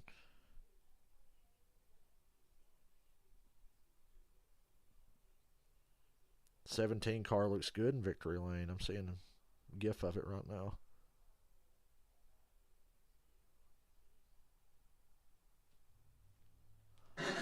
Coming up next, the Emmy Award-winning series 100,000 Cameras with the story of the ground. I want to hear that Logano interview. Coliseum is told by you. Harrison Burton has a backup car too if he needs it. They're going to have to look at his car and see if he needs it. The field for the Daytona 500 and take one more look at this last lap between Joey Logano and Chris Buescher. David Reagan. The Michael McDowell Guide to Daytona Success. Follow Logano until he wrecks everyone. Miss wreck. He and Logano So far, it's working for McDowell. Here's Jamie. And Joey Logano has been checked and released and says he's okay. But Joey, you just saw the replay there. What were you thinking and seeing in that moment? I just made a mistake. I didn't think the run would come that quick. It just seemed like it happened really quick. Even watching the replay, it happened quicker than I thought it would. I knew the run was going to happen at some point in the last lap. I thought that was pretty early. I didn't think it would happen there, and the speed that it happened was quicker than I thought. That was a good spot to make the move. Take him high in the corner, shoot low, just what I've been doing all damn day on the video game. My race team wrecked their car and tore up the 21 as well. So this is a dumb move. Shame on you, Joey. We're in position to. That's usually what they do in the game. Cut down a cross on you. Oh, bitch, I'm gonna block you. At Logano AI NASCAR Thunder. Yes, Harrison Burton was the car that tagged Logano and sent him spinning around after the contact. I bet the lap car was like, oh my god. Yeah, I'm sure David Reagan appreciated having the shit scared out of him. He's just trying to finish the damn race. But anyway, I guess that's all for tonight. Yay. You coming? When you coming again? Probably Sunday. Xfinity race is Saturday at 5. Probably Saturday. Okay, truck. Maybe tomorrow. Truck race is at 7:30 tomorrow. Yeah. Truck race 7:30 tomorrow. Xfinity at 5. Yeah. Okay. I'll come do some more lightning challenges and. Well, we got like 5 games we can go through. I'll see you tomorrow. And for the rest of you, I'll see you guys tomorrow too. Way to go, Chris Buescher. Way to go, Brad Keselowski. Joe Logano's a dumb fuck, but you knew that already. Good night, and I'll see you for the truck race. Maybe we'll win some money.